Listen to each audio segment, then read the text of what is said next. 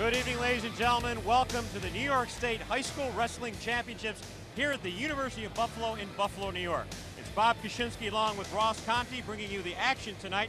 And Ross, it's great to be here at the University of Buffalo. It's wonderful to have the state meet right here in our own Western New York background.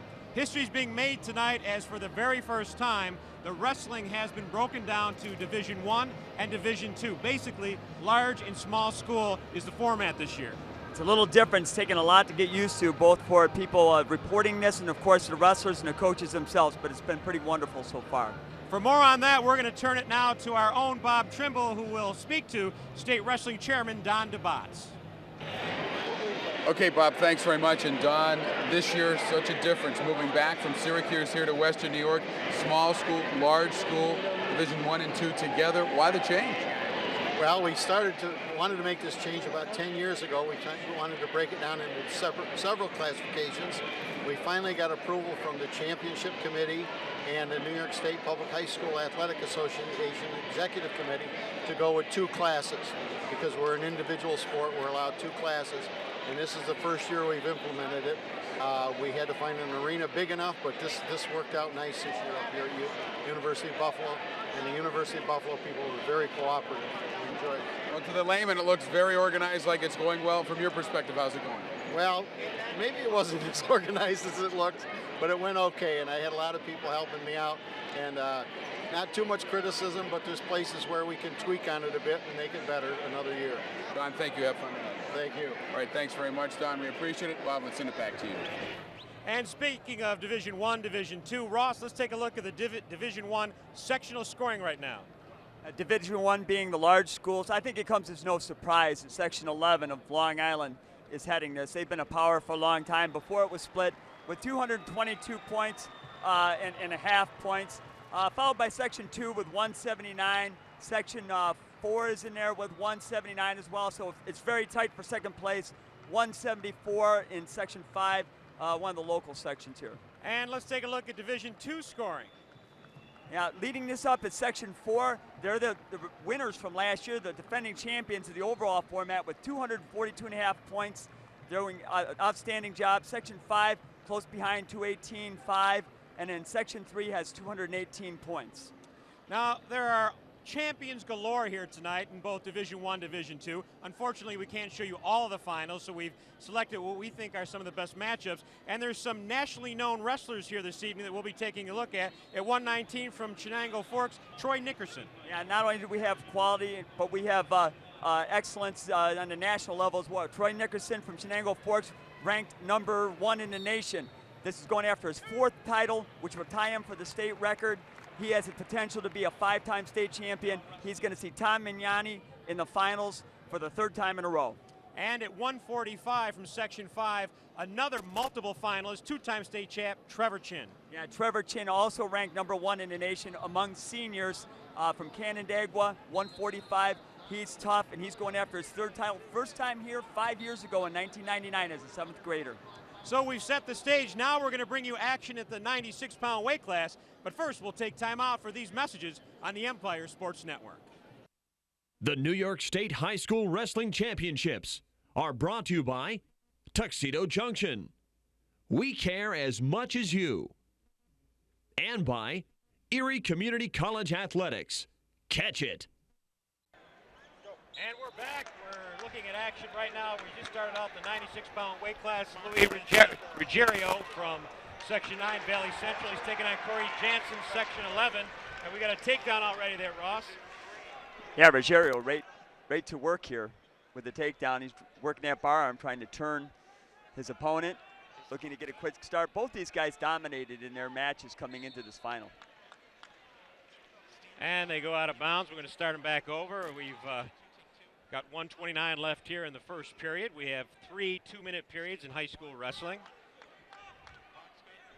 And Jansen gets set, and then Ruggiero set on top. The official will wait. He starts him off. Some of you might recognize the name Jansen from Shoreham Wading River, the brother of our first 4-time state champion in New York, Jesse Jansen, who now wrestles for Harvard. These are working off the bottom. Jansen trying to escape. Jansen definitely one of the better-known names in the history of New York State wrestling, and younger brother out here, but he's got to get off the bottom. He's trailing 2-0 to Louis Ruggiero. He's from Walden, New York. He took third at the New York States last year. 50 seconds to go here in the first period. Ruggerio's got an unbelievable record this season, 46-5 with 35 pins. And I'm not sure how you can have that many matches in 1 year. That's got to be some kind of record. That'd be 51 matches. Of course, we've seen some incredible things as far as how many matches kids are getting. A new state record here today, which we'll talk about in a little bit. Ruggiero controlling on top, looking to tilt. No back points there. 33 seconds to go here in the opening period. Great crowd on hand at the University of Buffalo. First time the states have been held at the University of Buffalo, only the second time in Western New York. Last time, 1967 at Niagara University. So it's been some 34 years since the state championships have been held here in Western New York or the Buffalo area. We've got 12 seconds to go here in the first period, and we're looking for a possible back points here. There's the count. Yeah, Ruggiero working that bar in a half beautifully here, and he's going to get the full count, 3. There's 3 back points. So 3 back points were awarded, and it's now 5-0 in favor of Louis Ruggiero. And we've got a flip of the coin, and Jansen has choice. And Jansen's going to take the top position. The rights to this broadcast have been granted by the New York State Public High School Athletic Association, representing 778 senior high schools across the state of New York and the more than 500,000 boys and girls who participate annually in New York State Public High School Athletic Association sponsored athletic competition. Any rebroadcast or republication of the programming without the written consent of the New York State Public High School Athletic Association is strictly prohibited. Back to action now. We start the second period. It's Ruggiero leading Jansen by a 5-0 count, but Jansen's on top right now, looking to get back into this match, Ross. Yeah, I see the pedigree coming out here because Jansen's going to work with that tilt. He's going to run that tight waist and a half. His brother did this so beautifully, would run that, tilt with it, and eventually come out to the side and get an actual pin with it. But Ruggiero's tough on the bottom. He's not giving up anything here. Both men are working very hard. Ruggiero in 10th grade, Jansen in 9th grade. Not unusual to see wrestlers at this weight class, 7th or 8th graders even at the state level. Now we're going to see some young men a little bit later that have been in the state meet for 5 years in their final year. We've got 2 matches going on here at the same time, 2 finals, Division I, Division II. This is the Division I final, or large school final. As we said at the open, this is the first time they've had 2 divisions in New York State wrestling. Now we've got a warning on the bottom on Ruggiero. He's got to be active underneath there, or he could end up in a point for his opposition. Yeah, it's going to look like he's not doing much down there with that 5-0 lead, but Jansen's pretty tough on top with that, and it's going to be tough for Ruggiero to do much. If he's going to make something happen from the bottom, a good time to do it would be right here off the whistle.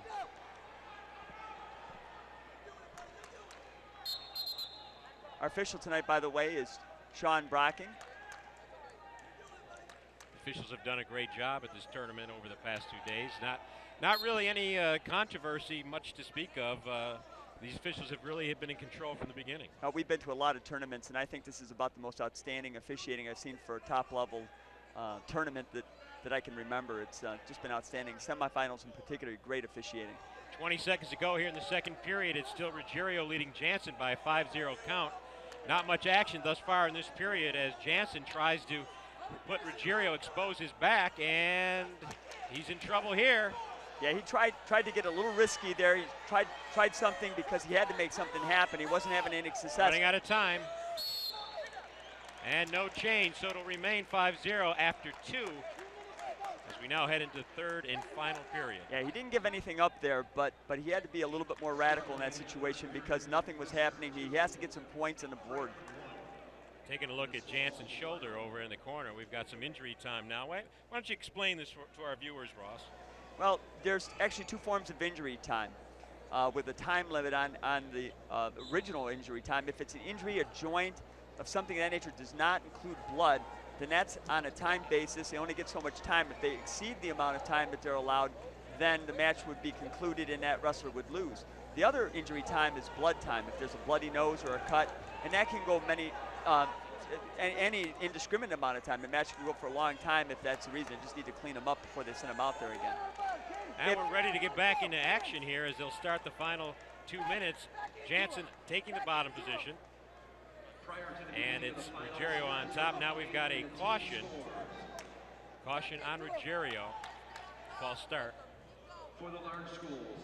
Good rule change on that caution a few years ago. Gives a guy a couple cautions before it costs him a point. And if I was a wrestler, I'd be taking advantage of that and trying to get a quick start too. Jansen had no success getting off the bottom in the first period, got taken down right away.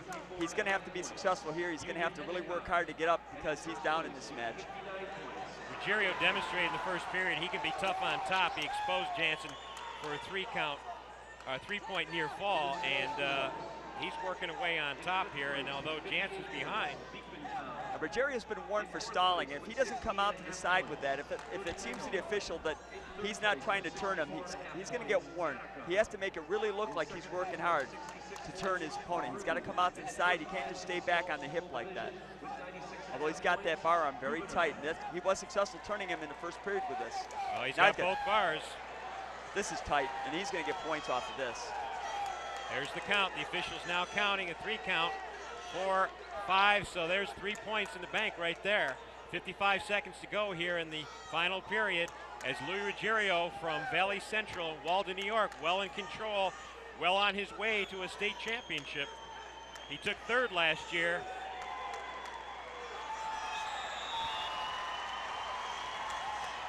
He's got that very tight. He could just stay there for the rest of the 35 seconds and he'll win this match. He doesn't need to overcommit and give his opponent an opportunity to come up with a big move to get back in this thing. He could just stay there and he's the champion at this weight class. He's got that very tight. 20 seconds to go in the match. Let's see why he had 35 pins this year. Yeah, he's tough on top. And we're counting out the final seconds. 7, 6, 5, and that's going to do it as Louis Ruggiero from Valley Central, Walden, New York, is the 96-pound state champ for 2004. Great win for Louis Ruggiero, and now for action from the Division II 96-pound final, we'll throw it to our own Bob Trimble. From Section 3, South Jefferson's Justin Lister in green facing Trevor Franklin from Unadilla Valley in Section 4 in the red. And it's Lister with the first period spin move and takedown to take the early 2-0 lead. Franklin would then come back and tie things up at 2-all in the third and then put it away with his first takedown of the match. Sophomore Trevor Franklin follows up his freestyle and Greco-Roman championships with his first New York State title in the 96-pound Division II small school. Welcome back to the University of Buffalo for the 2004 New York State High School Wrestling Championships. Bob Koshinski, Ross Conti with you. We're at the 103-pound final. You're looking at Matt Mariacker from Iroquois High School, Section 6. He's taking on Sean Farnham of Baldwinsville, Section 3. It should be an outstanding match here. Mariacker kind of came out of the woodwork for this one to place.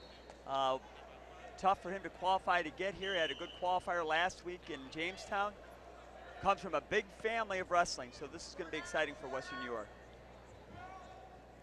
Mariacker upset Borshoff in the quarterfinals, and then another pin in the semis, but he's been taken down there by Farnham.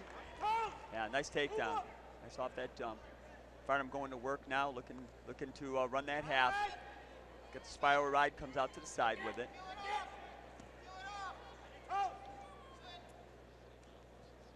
I mentioned Mariacker with the pin in the quarterfinals. He was down in that match, came back with a pin in the third period to pull it out. He is from a wrestling family. He has twin brothers. All 3 of them were in the finals of the state qualifier Section 6 last week, so they wrestle year-round in the Mariacker family. It's now 2-1, 1:07 to go here in the first period. So far the matches have gone to whoever's initiated first contact or been more aggressive on their feet, setting the tone early. Go, you gotta go! Keep going, yes! Oh, Farnham with another dump there. Same takedown. Good job. 4-1's our score. Farnham is a Canadian national champion, freestyle and Greco. I'm not sure how that happens, but obviously he went up there for a good tournament and won both styles. He's coached by Ken Brown. Mariacker is coached by Matt Mariacker, his father. 30 seconds. Farnham riding tough on top. We've seen a lot of people working at tight waist and half so far in these first two matches. Techniques have a tendency to be cyclical. Things that were not real popular lately, not for a lot of years, all of a sudden we're seeing more of, and this includes this combination here, tight waist, good old-fashioned tight waist and half. Final seconds of the first period, and it's Farnham with the 4-1 lead. And that's the way the first period's going to end. And that kind of combination is popularized by Gene Mills. Let's take a look at this dump here.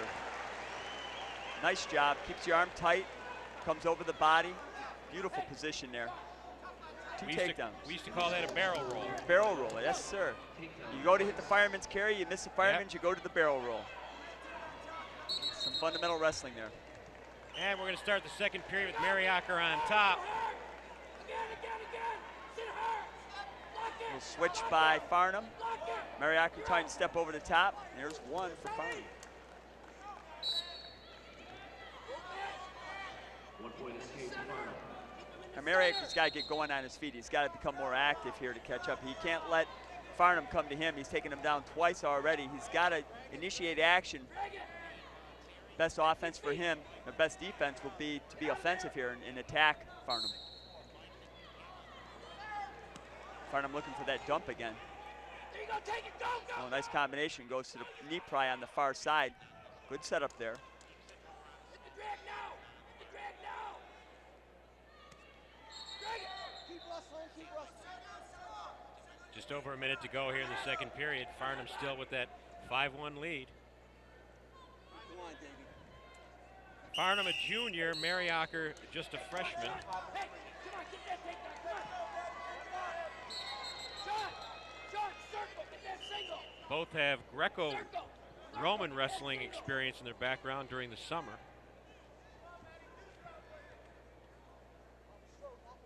Mariacker had a pretty easy ride to the finals here. Really dominated, kind of surprising. He's a good wrestler, very young. Like you mentioned, Bob, you see an awful lot of young wrestlers in these lower weight classes. Farnham won 6-0 in the semifinals to get here.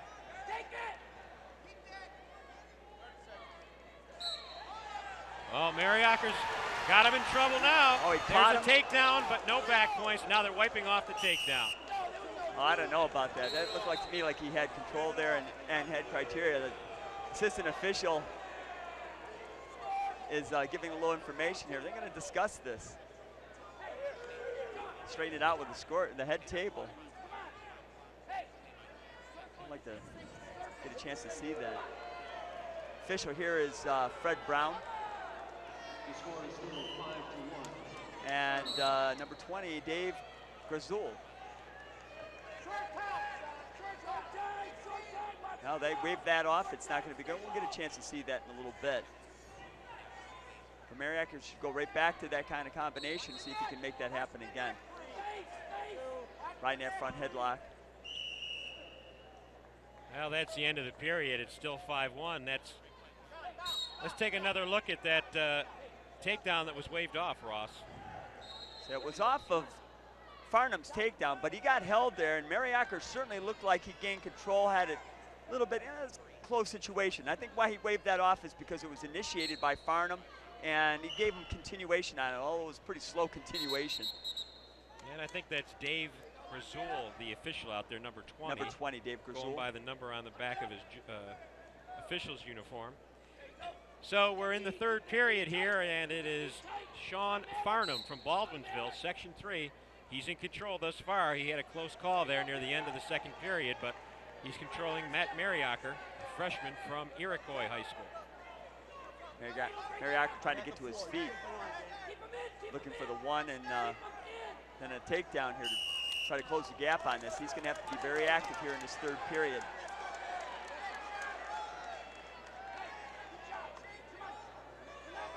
Interesting side note, Matt Mariaker's uncle is Thurman Thomas, the former running back of the Buffalo Bills.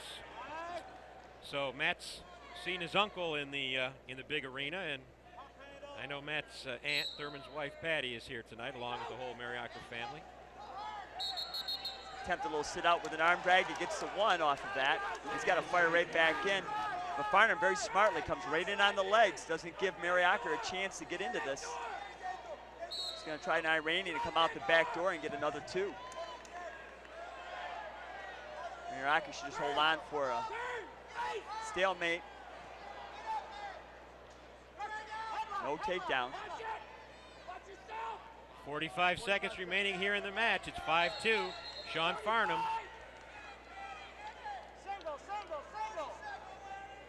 Mariaker trying to get that drag again. He almost took him down earlier with this stalemate.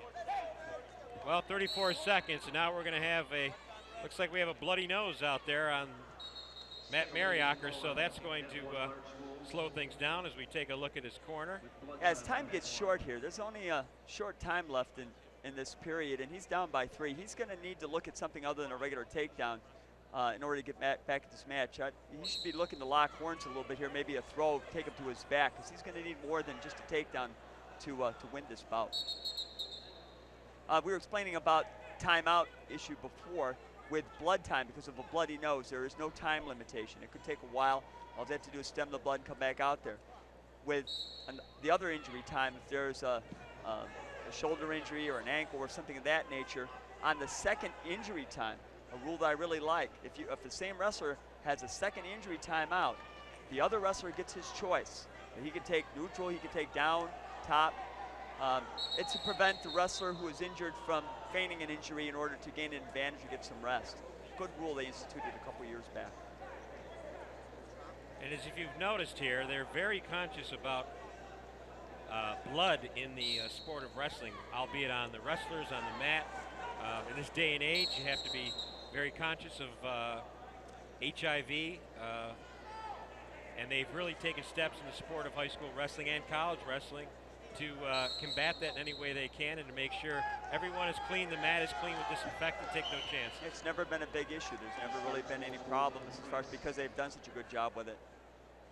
Well, we're down to the final 27 seconds. If Matt Mariaker has a big move in his arsenal, now's the time to use it. Yeah, he's got to be looking for some kind of a throw or something that'll take him right to his back. Farnham's not going to mind giving up a 2-point takedown as long as he doesn't get turned. He's just hanging on that leg. He knows if he hangs on, he's going to be the victor here. And it looks like Sean Farnham is going to pull this one out. Mariaker looking at the clock, knows he's on short time, and that's it. So Sean Farnham from Section 3, Baldwinsville High School, is the 2004 103-pound state champion. Congratulations to Sean Farnham. Now for highlights from the Division II 103-pound final, we turn it over to Bob Trimble. Section 5's Nicholas Price of Pembroke in the green, taking on Section 2's Dan Bishop of Whitehall in red. This would prove a very close match, with Price gaining the only points he would need for victory in period number 1 with the double leg takedown of Bishop. Bishop then gains his only point of the match with this escape as time runs out in the second frame, but that was it for the junior. Nicholas Price, the Pembroke junior and 2-time Section 5 champ, takes the crown in the 103-pound Division II small school for the first time.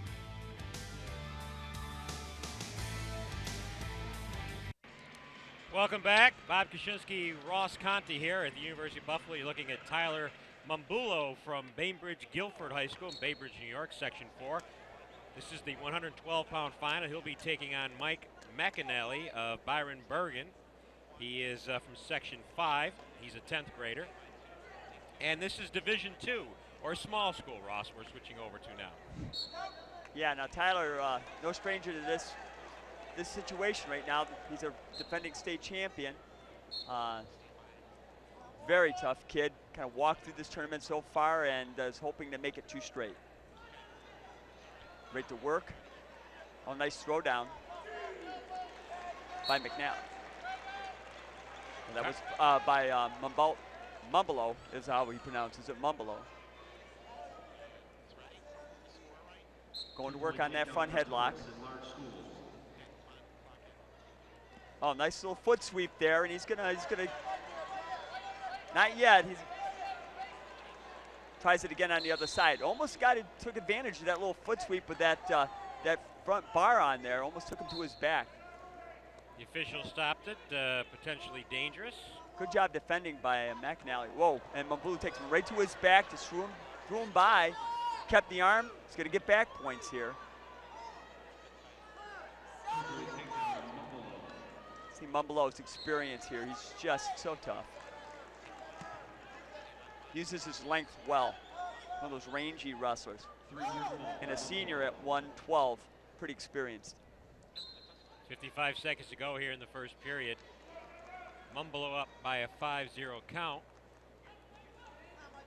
Gunnar de Jong is the official out here.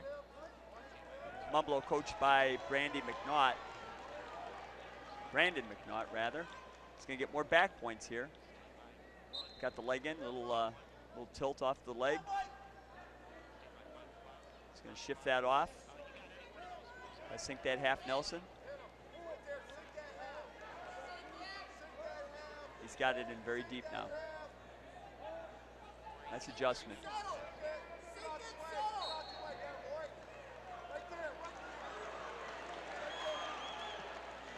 Oh, that's deep. Good adjustments on the experienced senior. May get the fall here before the seconds tick off this first period. Let's see. Yeah, that's going to end the first period. So Mumbulo up by an 8-0 count now. Looking to repeat last year, as you said, the 103-pound state champ. Returning champ at from 103. He's a two-time Section 4 champ. Looking at Upper Iowa University and Sacred Heart as his college prospects. Taking a look at his coaches there in the corner.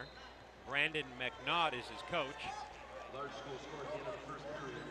Mumbulo's ranked second in USA Wrestling among 112-pound seniors this year. As we look at their bios, again, both, well, I should say, Mumbulo involved. He's a double All-American Greco and freestyle. Most of these kids have had extensive summer wrestling experience in freestyle or Greco-Roman. Mumbulo trying to hit the switch here. McNally just trying to stay in control here, and that's going to be reversal. Good movement on part of Mumbulo to get the reversal. You see the experience again in the senior, returning state champion. He's going to hit that near side tilt. Off that crab ride, no back points yet. Great hips on Mumbulo. Great balance.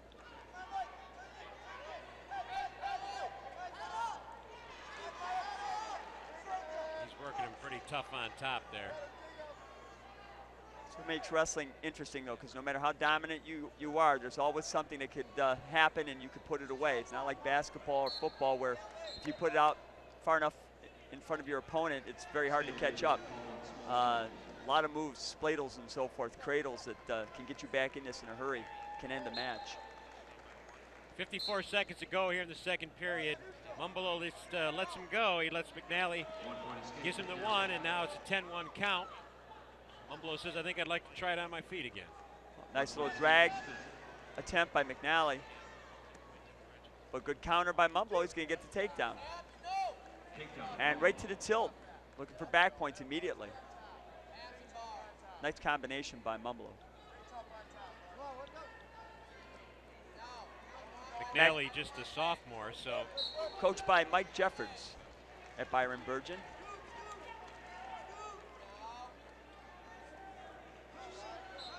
It's intimidating to come out here in a state final either way, but when you know you're coming out against a young man who's been there and done it, it makes it that much tougher. He knows what to expect. He's been there. He's confident. That's the end of the second period. The score now 12-1. Let's take a look at the reversal by Mumbulo earlier in the period, Ross. Got great hips. Goes one way, comes up over the top. McNally gets caught underneath. Mumbulo, look at the balance. Just jumps back over. Great control. Great hips. Back to live action, third period, Mumbolo up by 12-1 count. And he gets another reversal, so he's up now 14-1, and he gets another 2-point move, and this match is over. Yeah, in wrestling, of course, if you get 15-point differential, the match is ended, and it counts the same as a pin for team purposes or for tournament purposes. It's called a technical fall, and he's only 2 points away from that, making that happen. He's got the legs in now. He's done it a lot of different ways so far in this match. Great leg rider. And he might be in criteria here. They're looking. And that's going to be the match right there. Now, the reversal there will not count. The match technically ended as soon as he scored those 2 points, and he's our winner. He's a happy young man, as Tyler Mumbolo is the winner at 112 pound, or Mumbolo. I knew I was going to mess it up for the young man, but he is the Section 4 sectional champion, and now the New York State 112 2004 champion. Yeah, he doesn't care how you say it. He just knows he's the winner. That's right. Well, for more action, let's take a look at the 112-pound Division I final. And for that, we turn it over now to our man, Bob Trimble. In the large school match, Kevin Smith of Section 3 in Mexico High, the runner-up at 96 pounds last year in green, meeting Section 11's Ken Torres of Brentwood in red. Another very competitive match as Torres increased his lead in period 2 to 5-0 on this scramble takedown. But Smith gets back in it in the third, pulling it to 5-3 as he uses the perfectly executed reversal. However, it's not enough as Ken Torres, twice a Section 11 champion, wins his first New York State title at 112 pounds in Division I. And we're back at the University of Buffalo, and the man of the hour right now is Troy Nickerson, Chenango Forks, Section 4. He is a 3-time state champ, and he's taking on Tom Magnani, who he has defeated in the same finals twice. This is the third time for these guys in the finals here, and I love Magnani's attitude. Under other sports and interests, he has currently single and still likes long walks on the beach. If you remember last year, he stated publicly that he likes long walks on the beach. Well, it's going to be a long walk for him right here going against Troy Nickerson, who is currently ranked #1 in the nation in this weight class. He's just a junior, and he really waltzed his way up to the finals. His career record 172 and 640-0 on this season. It's coached by Rick Gumbel and Rick Perkins. They could see each other again next year. Magnani coached by Joe Petrovich. With a win here, Nickerson can tie the state record of 4 titles. That's correct. Held by Jesse Jansen, who we mentioned earlier, and he could be the first 5-time state champion of New York State. And he comes away with a 2-point takedown there with a little over a minute to go here in the opening period. Nice takedown. Looking for back points. Now everybody knows that Nickerson is the man to beat. He's ranked #1 in the nation, but you're always risking something when you keep wrestling the same guy over and over again. It's always an increased possibility that something could go wrong. Although right now it's going wrong for Magnani as he's on his back. Nice tilt, and that's there's a pin. 36 seconds remaining in the first period as Troy Nickerson comes away with a first period pin. He left it not to doubt. We're going to take another look at that, Ross. Yeah, that was typical Troy Nickerson. He walked through this tournament and he just walked through this finals. We see the fall here. Riding that half Nelson, comes out to the side, gets it nice and deep. Great hip control. He just gets it so deep, controls his weight so well, and just sinks this deep, and this is going to be it right here. He certainly did nothing to hurt his #1 national ranking there as he comes away with his 4th New York State title. Well, there was more action at the 119 pounds at Division II small school, and for that, let's go back to our man on the mat, Bob Trimble. From Section 4, Oxford Academy's J.P. O'Connor, the champ at 96 pounds last year in red, head-to-head with Pat Haggerty of Attica in Section 11 in green. It's O'Connor opening the scoring in the first thanks to this high crotch takedown for 2 points. Then trailing 3-1 in the third, Haggerty gets a point for the escape, but it's not enough as O'Connor wins it the final 3-2. Sophomore J.P. O'Connor wins the 119-pound Division II crown for his second state championship. And we're back here at UB. You're looking at Kevin Rossblock from Casadega Valley. He's a senior. This is the 125-pound Division II championship. He'll be taking on Taylor Malone of Lowville Academy. There's Taylor. Section 3. He is 45-3, and as I said, we now move back over to the Division II match.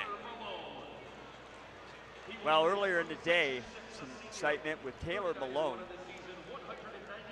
getting the career record for wins in New York State, 244 wins. It's an amazing number.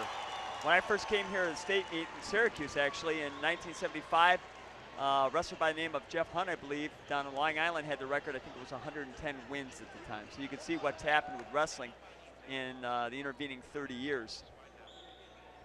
There's so many more tournaments now during the season than in the past, and you can go to a tournament and pick up 5, 6 victories depending on the size of the tournament. So if you're an outstanding wrestler, you can roll up those victories in a hurry. And when you and I wrestled, if we got 20 matches in a year, that was a lot. When we wrestled, they had mats with the buttons on them. Yeah, mohair. That's how long ago that was. When men were men and mats were mohair. Kevin Rossblock from Casadega Valley. He's wearing the Section 6 uniform. He's on the right of your screen. He was runner-up at 119 last year for Section 6. Little provenance on Rossblock comes from the same high school that Jim Biegner, who is the head coach here at UB in this facility. They're from the same school. Jim Biegner's alma mater. Speaking of records, Rossblock is no wimp. He has 195 victories. 195 wins, astronomical number. And 39-1 this year with only 12 pins, so he's not a pinner. And there's a takedown for Malone. Malone in off of the shot of Rossblock, capitalizes. So Rossblock takes the down position, but Malone is going to take the optional start and lets him go, gives him one. He cuts him, likes his chances on the feet. Rossblock likes to be on his feet, so this could work into his favor. Malone, I believe, just placed one time here. It was fourth here at 125 last year, same weight class. Unusual to see a guy come back in exactly the same weight class in the lightweights like that.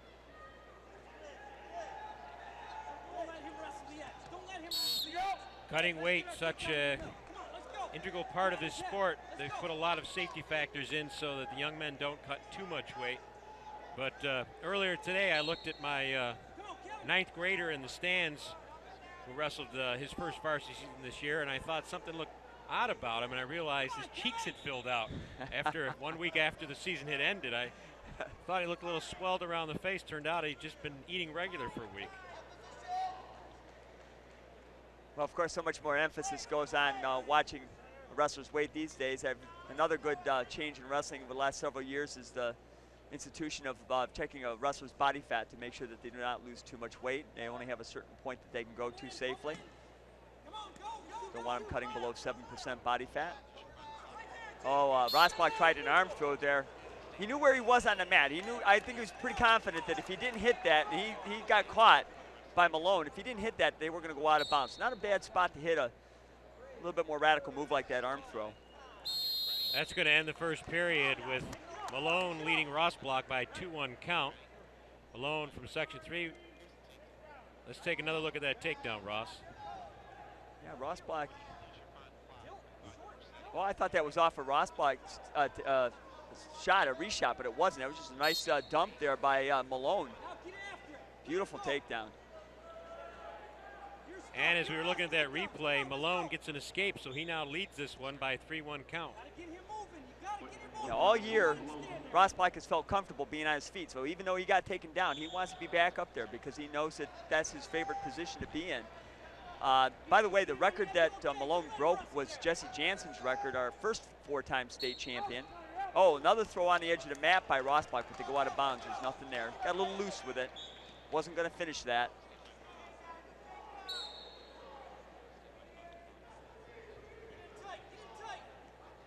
Malone's third trip to the States. Overheard a comment from him talking to the state athletic commissioner for the school system, public school system. When she congratulated him on his 244th win in the record, he says, the one I want is the next one. That's the win he's looking for. You can tell he's focused. Rossbach's got him jacked up with that underhook, trying to make something happen. Rossbach getting a little bit more aggressive here. You know, he knows he needs a takedown to get back into this. He doesn't want to go into the situation needing more than 2 points in order to catch up in this match. 53 seconds to go here in the second period. Malone in the Section 3 singlet leading Rossbach in the Section 6 singlet by a 3-1 count. I heard a rumor that you picked out the Section 6 singlets this year. No, I didn't. And Ross is joking because those of us who remember the bright orange singlets that Section 6 has had over the years, they changed them up this year. Nobody's taking credit for the change, but they changed them up. I still don't know who it is, but they're definitely a different. I think they're working off that Frank Lloyd Wright influence in Western New York. As we were talking there, Malone is now warned for stalling, so the official trying to get him to pick up the pace, and he calls a stalemate. 14 seconds to go here in the second, still 3-1 count. Now this doesn't always work into Rossbach's favor, because if Malone picks up the pace again, you can see what he's capable of. A little bit more experience out here to say about it. Rossbach deep on a single leg, countered nicely by Malone. And the second period is going to end with Malone leading by a 3-1 count. Yeah, Rossbach is going to take down in this period. He knows that if he gets escape and a takedown, he can win this. We'll see how Malone does on top. Didn't have a lot of chance to see him ride in the first period. Indicates the optional starts, but comes right back down on Rossbach. Rossbach back up to his feet, and there's the one. Malone grants him the one, just going to cut him loose, take his chances on his feet. Rossbach really needs to press this here. He needs to press that stalling call and see if he can get something else going here. Not only from the takedown, but maybe he can get that 1 point and an additional stall. Malone needs to press the issue here. He really needs to be aggressive. He doesn't want to get this tied up because of a stalling point. And he go out of bounds. 1:24 remaining in the match. It's a tight one. Rossbach got in deep on that single. I'd be looking for that again. At this level, it's all about the setup. It's not how good your takedown is, it's how well you can set it up. These guys are too good to counter. You need a good aggressive setup, get him off balance, get in on something deep. If you don't get in deep and this quality of wrestling at this level, you're not going to finish your takedown. Setups are very, very important at this level. Malone's done a fairly good job this far of staying active here. Though Rossbach gets in on that leg, 1 minute to go in the match. He needs to limp off of that whizzer. That whizzer's not that deep. Now that crowd wanted two there, but there was not control. Yeah, you know, crowd always goes nuts on those calls on the out of bounds when the wrestler, initiating wrestler, keeps his feet in bounds. But you got to still have control. You still have to have control of your wrestler as you go out. You can't just have your feet in bounds. He was too far down on the ankles. Got to be up on the hip. Oftentimes these wrestlers will look like football wide receivers with their toes in bounds. But that rule's been tweaked over the years. If you have control and you're in bounds, you can get the two. 37 seconds to go in the match. Malone didn't like the fact that Rossbach was in his face there. The referee kind of warned him. And that's it. That's a stalling call that Rossbach was pushing for. So it's now tied up. Ties up the match. Malone just not doing enough offensively like he was in the first period. Rossbach in deep on the shot.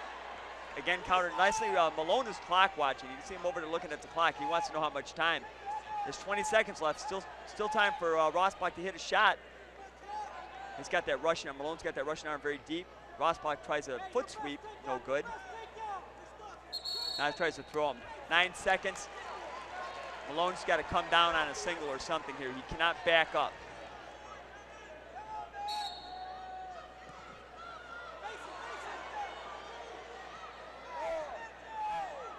Looks like we're going into overtime here. Sudden victory, they call it. First takedown wins the match. 1 minute.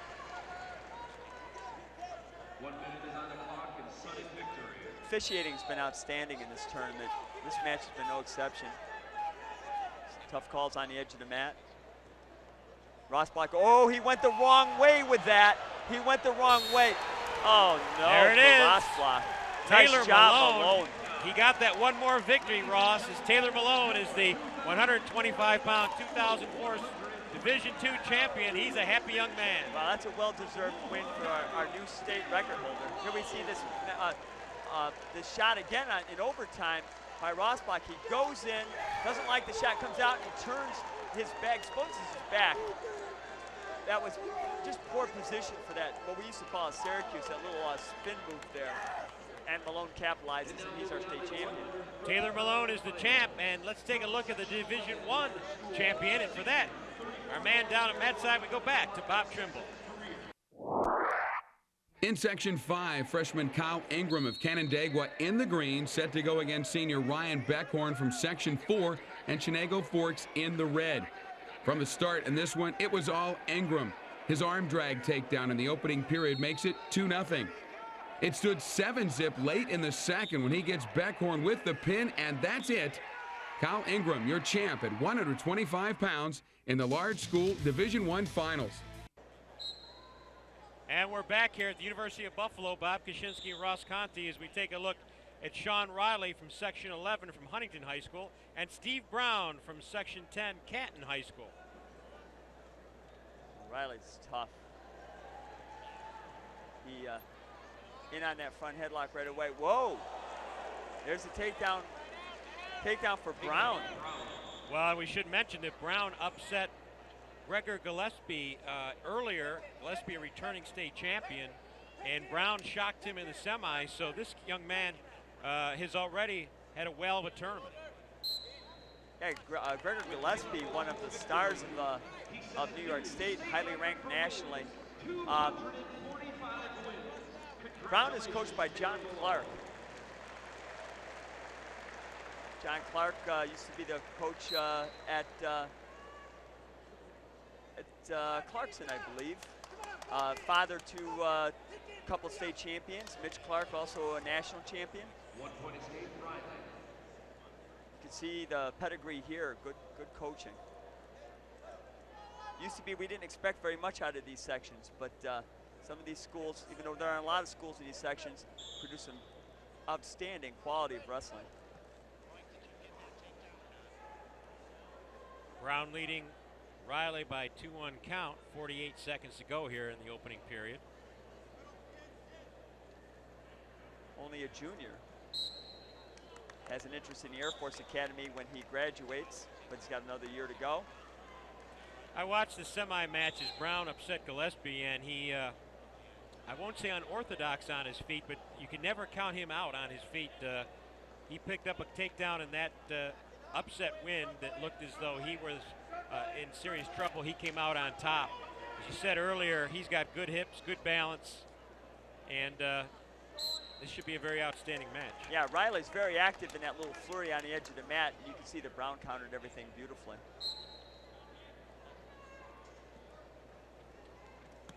Did not get a chance to see the semifinal match with a big upset with Gillespie because we were watching. I was watching. I know you saw that match, but I was watching the Division II or small school semifinal in that weight class.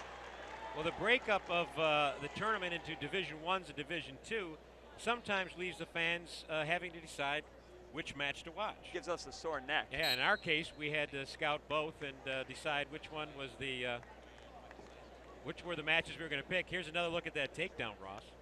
Yeah, it's got just a little arm drag there, a little shrug by to a foot sweep. Beautiful takedown. That was nice. I didn't catch that whole thing earlier, but that was just beautifully done. I like the foot sweep myself. I like to teach that. It's a good way to set up your other takedowns, even if you don't use it as a direct foot sweep like that one, but that was beautifully done.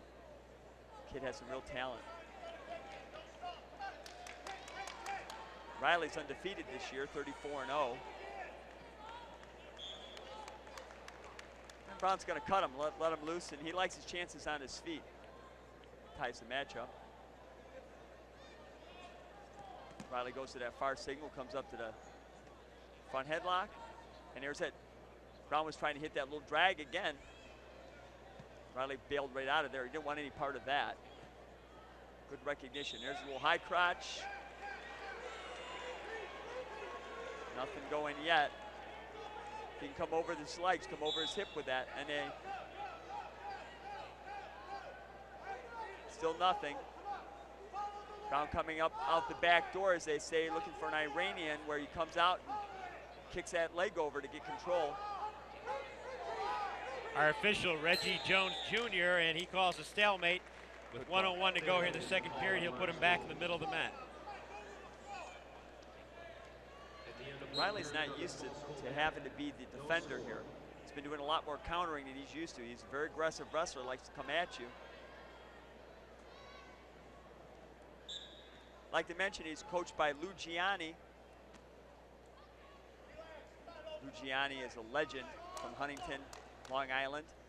Has won over 100 tournaments. That has to be some kind of a record. Yeah, I'll say.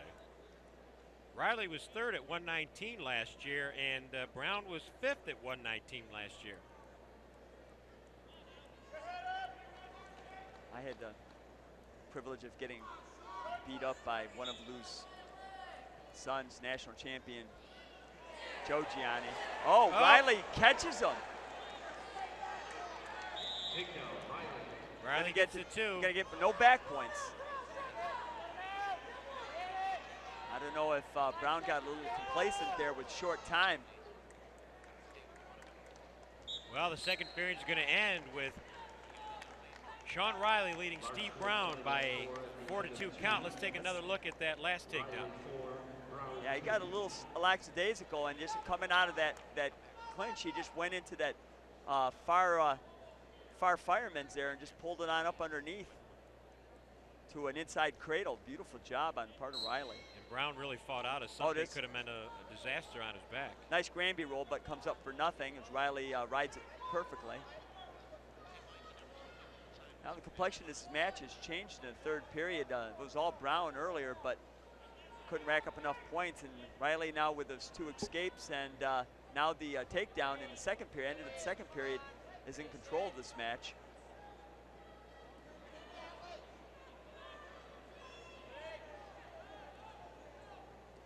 Riley, the senior, with perfect record, 22 pins this year, and he's going to cut Brown. I don't know if I would have tried to ride him a little bit harder than that.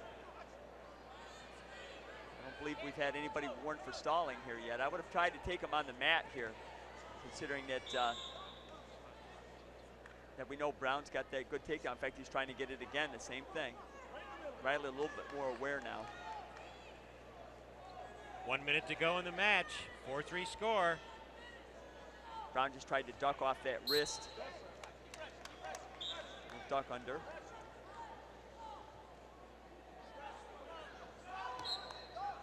Four to three, a takedown will win it for Brown. Riley can't be passive here. He can't relax. Looking for that inside fireman's there. 40 seconds. That's the foot sweep. Whoa. Do unto me, I'll do unto you. A little foot sweep action on both wrestlers' part there. Brown initiates and Riley counters.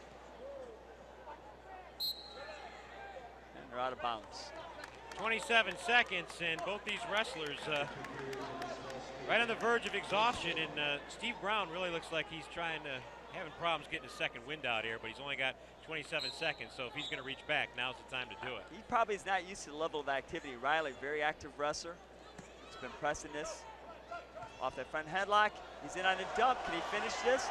Good whizzer on the part of Riley. Nothing yet. No takedown. Oh, Riley counters beautifully. And that's going to be the match. Right to his back.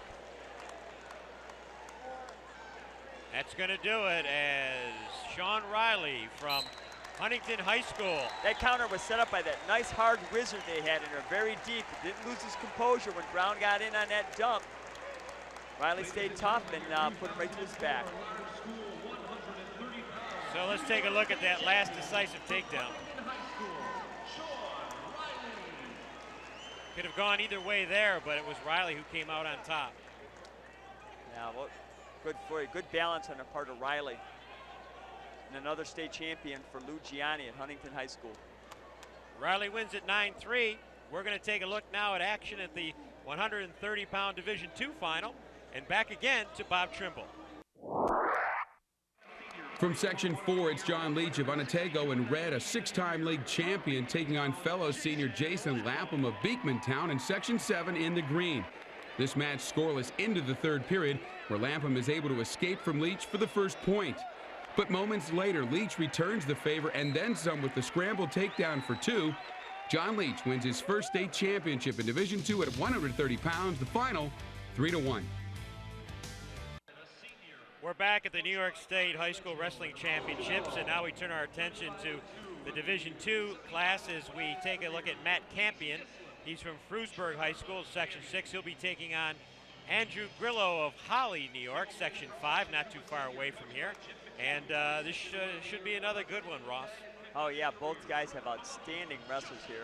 Grillo with a career record of 185-11, 41-0 this year, coached by his father, John Grillo, who I coached with in Empire State games, one of our assistant coaches with Empires. Going against Matt Campion, 180 wins and 35 losses, and 48-2 this year. That's the second wrestler we've seen this year with 50 or more matches. Unbelievable. Both are seniors, so this is the last high school match for both these young men. Last hurrah. Campion coached by Tim Prince, who took second in this meet in 1977 from Maple Grove High School.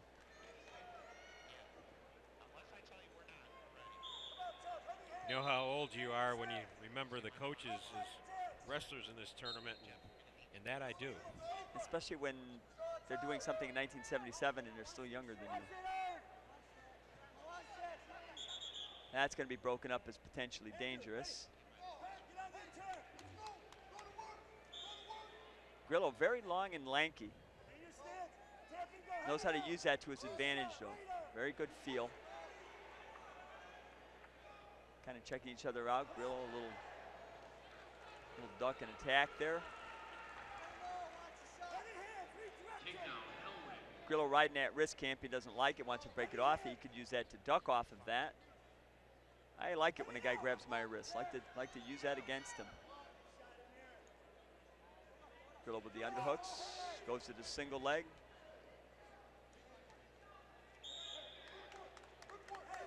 And they go out of bounds. We'll start them back in the middle. 1:10 to go here in the first period.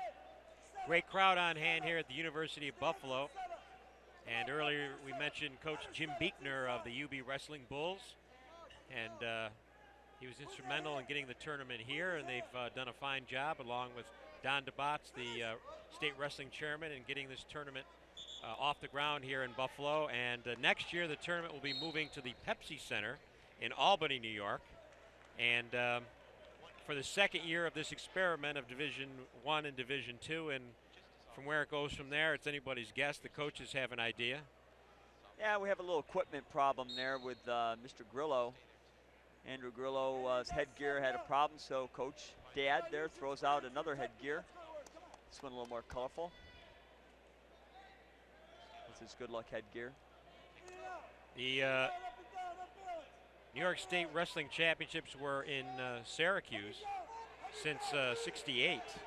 And a lot of us traditionalists remember going to Syracuse, that big trip, but UB's done a fine job here as Campion was in deep on the single, but Grillo gets out. Grillo returns the favor, comes on deep on the far single of the zone. Campion on a hard counter with that whizzer and crossface. Good counter wrestling on both parts. Grillo likes to tie up that wrist. Campion should use that against him. Take that out, hit the duck under on that side. Campion with the front headlock. Grillo again with the wrist. First period now winding down with no score on the clock, and a little throw by a little earlier in the action here. They're feeling each other out, trying to gauge each other. Official admonishes them to kind of take up the action a little bit. As we mentioned earlier, the officiating has been just outstanding in the tournament thus far. Look there at Grillo's dad, John, his coach. This has got to be tough. It has got to be tough to coach your son in the state finals. It's tough enough just being out there without it being flesh and blood. Oh, Campion's got the double arm bars here. He's got it tight. No back points. Good counter by Grillo. Campion's complaining that he doesn't have all the fingers go. You got to take all the fingers. You can't reach back and grab one finger or two fingers. You got to take the whole, all the fingers or none. And Campion's going to let him go. Grillo works for the escape. And they're back on their feet. Grillo back on their wrists.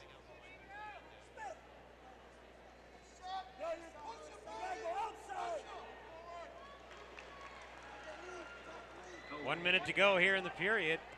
Andrew Grillo leads it by a 1-0 count over Matt Campion of Frewsburg.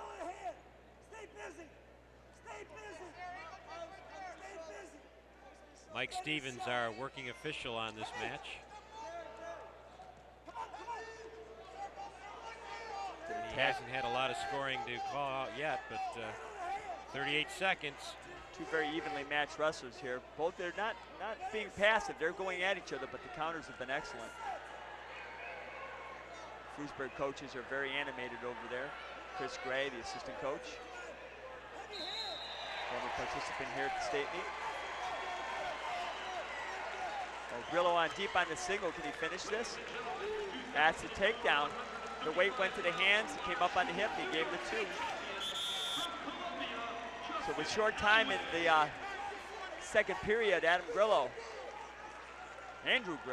brother Andy, or Adam rather. But this is Andrew Grillo, who just now has increased his lead 3-0 with that takedown, the edge of the mat.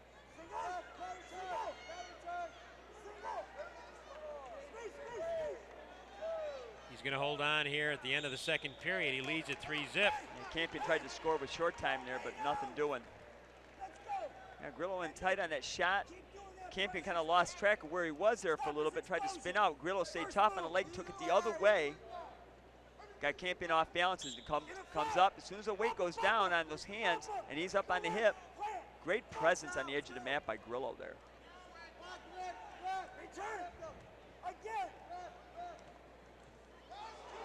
Oh, that's a reversal. He stayed in bounds. Nice job by Matt Campion there as he got the reversal, then just a tightrope walk along the out of bounds, and we've got injury time. I think Grillo relaxed a little bit there on the edge, thinking that was, though it was an excellent job by Campion to come around and get the reversal. Good wrestlers are very savvy on the edge of the mat. They neither relax and they look for their advantages. Well, let's take another look at that reversal. Grillo brings Campion down. Campion keeps his balance. Grillo again brings him up. And right there on the edge of the mat, nice little switch by Campion. Keeps his feet in bounds, knees in bounds. Campion was actually out of bounds and came back in. Yeah, that could have been a tough call there. Those knees came down and looked out of bounds. And let's take another look at that. Dave in the truck. Dave Task, our producer, always does a great job with this. We're going to take another look at that because Campion went out and then came back in. And you see Grillo brings him down to the mat. Campion's going to go out right there. Well, but see, Grillo was still in. So as long as one of the wrestlers with supporting parts is in. Tough call, very close call there. My biggest question is were his knees down before he came back up in control. But when Campion was out, Grillo was still totally in. Campion comes back around, then Grillo goes out. Very fast sequence. Good look at that. Great from the production. Well, the points are in the book, as they say, so Campion trails 3-2. But he'll be on the top position here with 1:43 to go in the match. And Grillo gets one, and he now leads it by 2. Yeah, just cut him there, let him go. They were working on Campion's hamstring just a little while ago. I don't know if he had a cramp.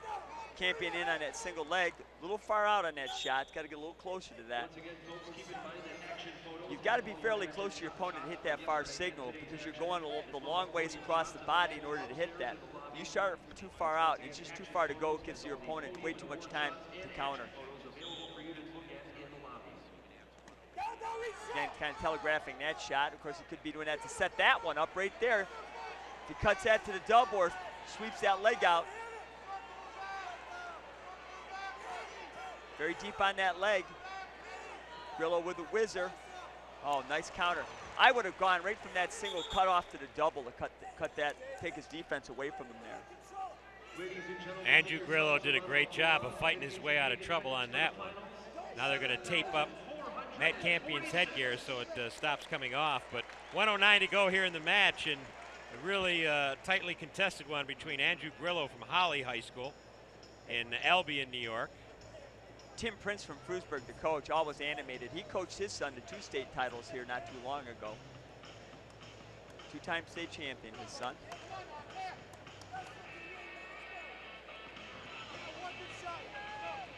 No stranger to the corner at the state meet.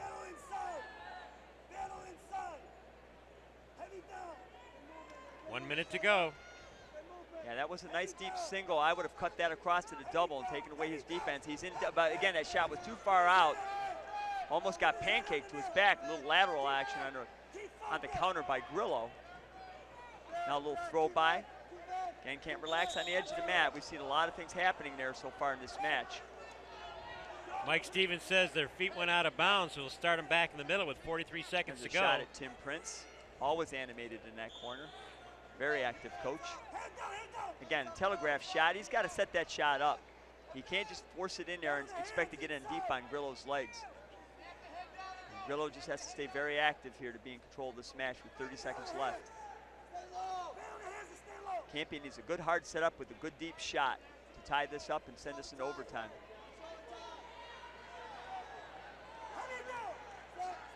I think Grillo there is being a little bit passive, but there's no warning there. He's just kind of blocking him out. Campion trying to find an opening. Both men very tired here. Well, looks like Andrew Grillo is, yes sir, he's going to walk away with the 135-pound Division II New York State High School Wrestling Championship from Holly High School, Albion, New York. Congratulations to Andrew Grillo and Bob Trimble. We'll now take a look at the action in the Division I 135-pound final match. Section 11's Trevor Banney from East Islip in green beating Justin Hellwig of Columbia in Section 2. Hellwig in the red. Domination was the word in this match as Hellwig combines a high crotch and single leg takedown in period 2 to extend his lead to 5-0. Then late in the second and ahead 7-1, he's able to pin Banney for the match. Senior Justin Hellwig with his first state championship at 135 pounds in the Division I Large School Finals. Bob Koshinski, Ross Conti back here at the University of Buffalo for the New York State High School Wrestling Championships, and you're looking at Mike Roberts at the 140-pound weight class, Division I. He's taking on Ryan Petrovic from Islip High School, Section 11. And I anticipate a very good match here. I saw Mike Roberts earlier in the semifinal match, and he is a very physical, powerful wrestler. And you can see immediately 2 different body types here, Ross. Oh yeah, again, that length on Petrovic. Again, if you know how to use your length, you use your body type to your advantage in wrestling. I like coaching on the feet. I like coaching that short, stocky type as far as the dynamics there. On the mat, I think the advantage quite often goes to that longer guy using that leverage. Depends on how you use what you've got. Both these men outstanding wrestlers. Roberts 46-0 on the season, 166-20 in his career. Petrovic 125-20 in his career and 33-1 this season. So both men only have 20 losses in their career with a whole lot of wins. Petrovic only a sophomore and Roberts a senior.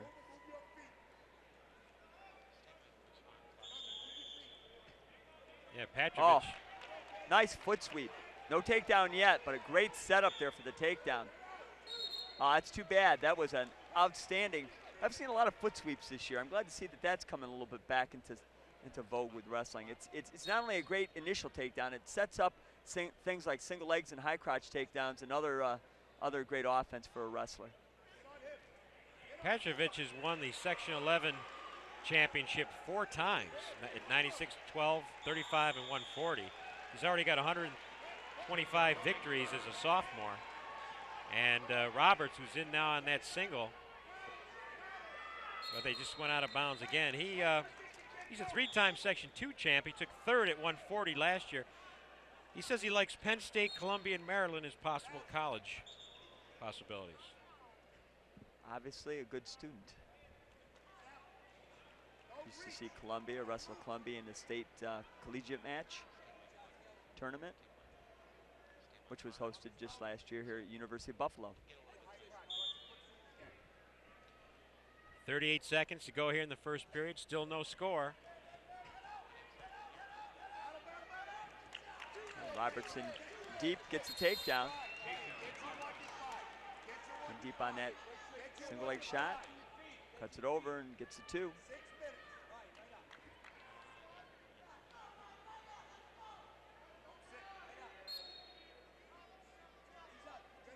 Mike Roberts really powerfully built for a 140-pounder. Cuts him loose there. It's now 2-1. Strong-looking kid. Of course, he's a senior. A little bit more physical maturity on him than the sophomore, Petrovich. They do fill out those last couple years. First period comes to a close, and Roberts leads Petrovic by a 2-1 count. Let's take a look at this takedown here. In deep on the single leg. Cuts over the other way to the double. Good body awareness here. Started to lay that back to his backside and just came around that far leg. Nice shot. And Petrovic gets loose. It's 2-2 now.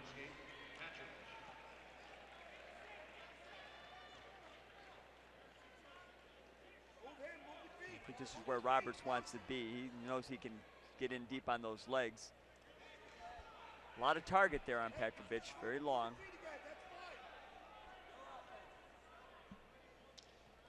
Always was concerned about the Section 2 guys, though. They're always such good throwers. There's that foot sweep again. Use that foot sweep very effectively. You start thinking about that. When that guy's in on your legs like that and he's foot sweeping you this way and that way, you sometimes forget about what goes on the rest of the match. Right. Very effective setup. He'll snap the head and try to get underneath. Petrovic was just warned for stalling, so he's got to pick it up a little bit on his feet here. Yeah, it's been Roberts has been the aggressor this whole match. The escape points are the points for Petrovic so far. Roberts wanting to take his chance on his feet.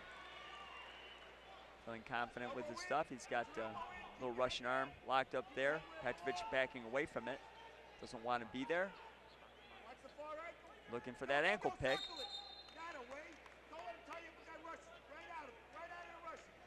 Coach is telling Petrovic there.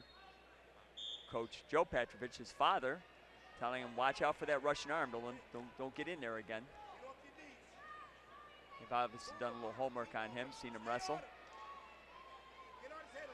Quite often when the wrestlers are done with their semifinal match, if the other match is going on, they'll go over and watch that and do a little recruiting, a little scouting. Quite often they haven't seen each other up to this point because they could be from far-flung parts of the state. Petrovic has slowed it down a little bit. Or, I'm sorry, Roberts has slowed it down a little bit. He was a little more active in the first period. Oh, another little leg trip there. Shrug to that low single by Petrovic. See if he can finish this. No, out of bounds, no control. Matt Sorochinsky, the official, working official of this one. He says, let's go back to the middle, boys. Just 2 seconds to go here in the period. I think that must be the son of Frank Sorochinsky from Union Endicott, who's well known in wrestling circles, been around a long time.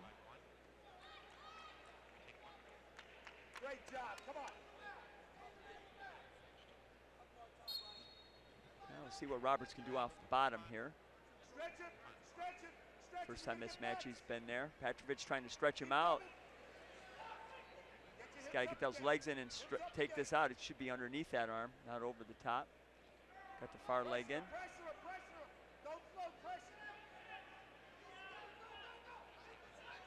Petrovic wants to get to his feet here. And there's escape. So Mike Roberts leads it by a 3-2 score, 1:29 to go here in the match. Roberts in now on the leg, and he picks up a takedown.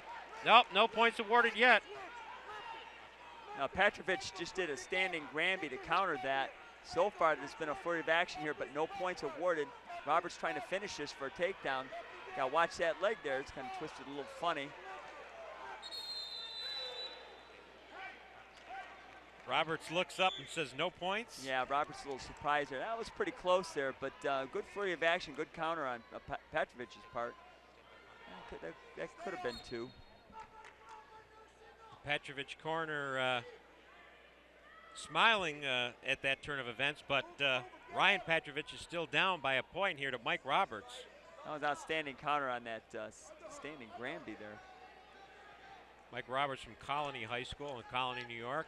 Goes for that far ankle pick again, off that Russian arm. Wonder if we get a chance to see that, if we have a break in the action, see that Granby roll.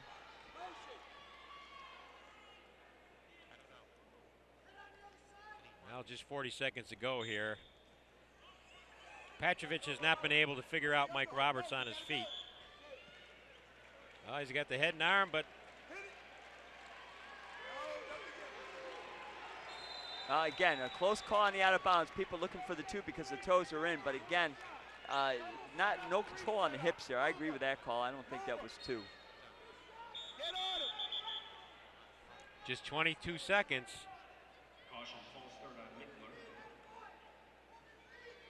Petrovic has not been real active. He's done most of the countering here. Most of his offense has been counters off. Oh, good little flurry there. If he takes him down to a mat. Well, I tell you, Mike Roberts is a savvy young man. He not only got out of the takedown, jumped right back in on the attack, so with just 4 seconds to go.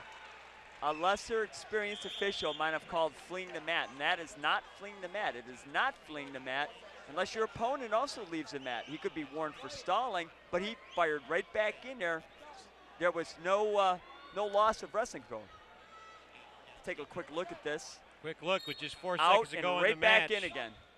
And this one's going to be Mike Roberts, the 2004 140-pound champ from Colony High School, Section 2. He comes away with a hard-fought 3-2 victory over Ryan Petrovic from Section 11. Congratulations to Mike Roberts. Let's take another look at that last flurry again, Ross. There's a lot of great counter wrestling in this match. Roberts in trouble here. He fires out of bounds, comes right back in again. And that made the difference between fleeing the mat or a warning call and just great wrestling, just great counter wrestling. Very savvy, the senior Mike Roberts. Well, there is action at the 140-pound Division II title. And for that, again, we go to Bob Trimble. Joe Calderon from Section 6 and Eden in the green matched up against Section 10's John Minkler of Governor, and he's in the red. Minkler was the aggressor from the start, building a 4-1 advantage here in the second period with his second double-leg takedown of the match.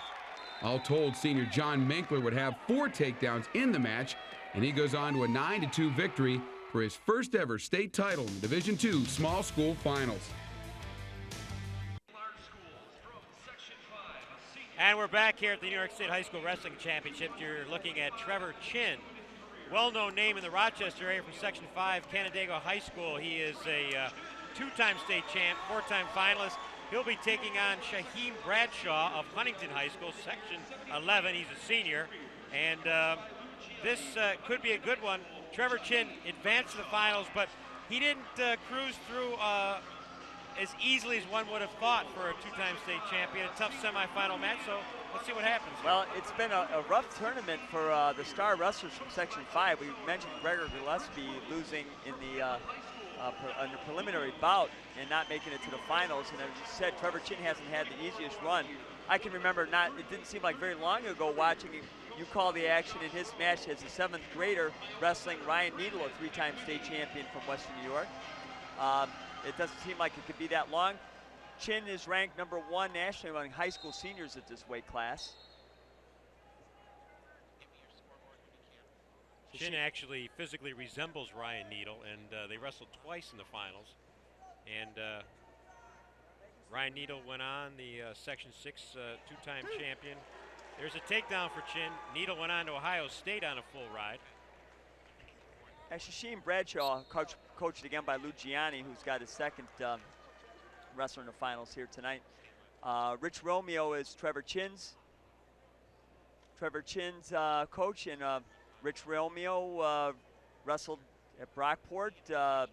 Brockport coach Don Murray wrestled for Lou Gianni at Huntington, so goes around, comes around. Chin lets Bradshaw loose. I think I mentioned Needle was a two-time state champ. Actually, he's a three-time state champ. Yes, he is. Don't want to get any letters from Newfane High School.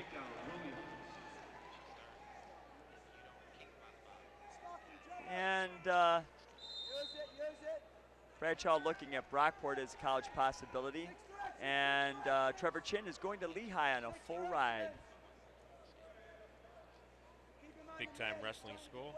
I can remember when they had the Eastern Wrestling Tournament at Syracuse when we were out there for state high school meet. We caught some of the action, and by far the largest contingent for that tournament came from the Engineers at Lehigh. Great big crowd that they brought. He's going to see some exciting wrestling and fan participation out there.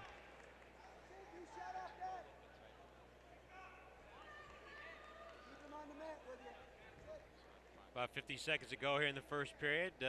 Chin leads it 2-1 over Bradshaw. Chin is 41-0 this year with a career record of 225-22. Again, a very big record.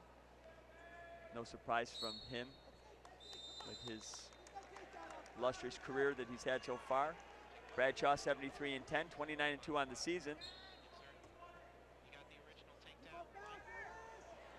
Chin on the leg, and he works his way up here. There's the two. Second takedown.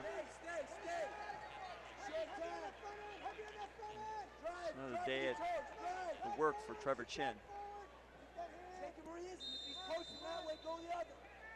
Let's see if he can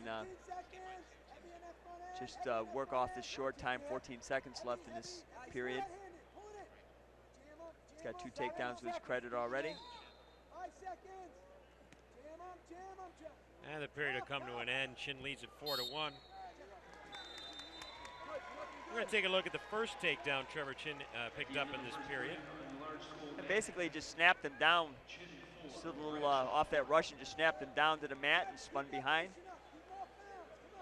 Using his superior, looks to me like strength. Again, he's built very strong. As you mentioned before, he and Ryan Needle built very much alike. Not only very stout, stocky, and strong, quick, but very accomplished wrestlers technically. You watch wrestlers like Chin, Nickerson. I mean, not always a lot of flash, not always a lot of,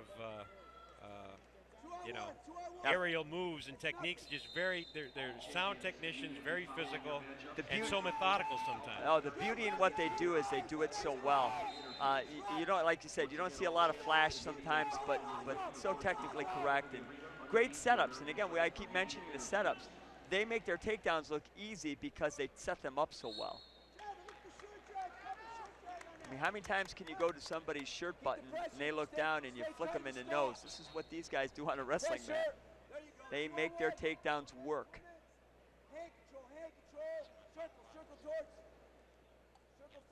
Chin with that escape now is up 5-1. He's looking to increase that lead. Little stalemate action by our official.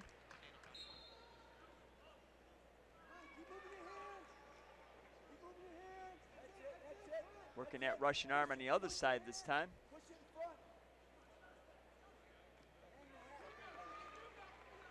Awful hard to get some offense going when you're always countering. Well, and Bradshaw from Huntington, Section 11, I mean, he knows he's going up against a two-time state champ. A young man with, you know, the reputation. You know, everyone here knows that Chin is ranked #1 in the nation. It has an effect on you. You want to make sure you don't make a mistake and keep yourself in the match. The best thing you can do here is just be very, very active and don't allow Chin to set up his shots. Take the activity to him and hope that you can catch him something again with wrestling. it's never over because all it takes is one move, a guy to go to his back, and we've seen that happen here. 14 seconds to go here in the second period. Trevor Chin from Canandaigua High School, Section 5, leads it by 5-1 count over Shaheem Bradshaw, Huntington High School, Section 11. And we're going to end the second period. Chin with the 5-1 advantage. Rich Romeo getting very used to being in the corner. It looks like he's assisted by Dale Oliver, outstanding Greco wrestler. Seen a lot of Dale Oliver. Greco was all-time with the Olympic team.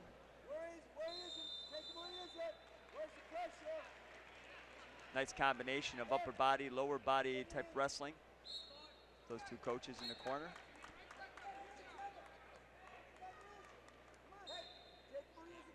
There's a good look at the crowd on hand here at the University of Buffalo.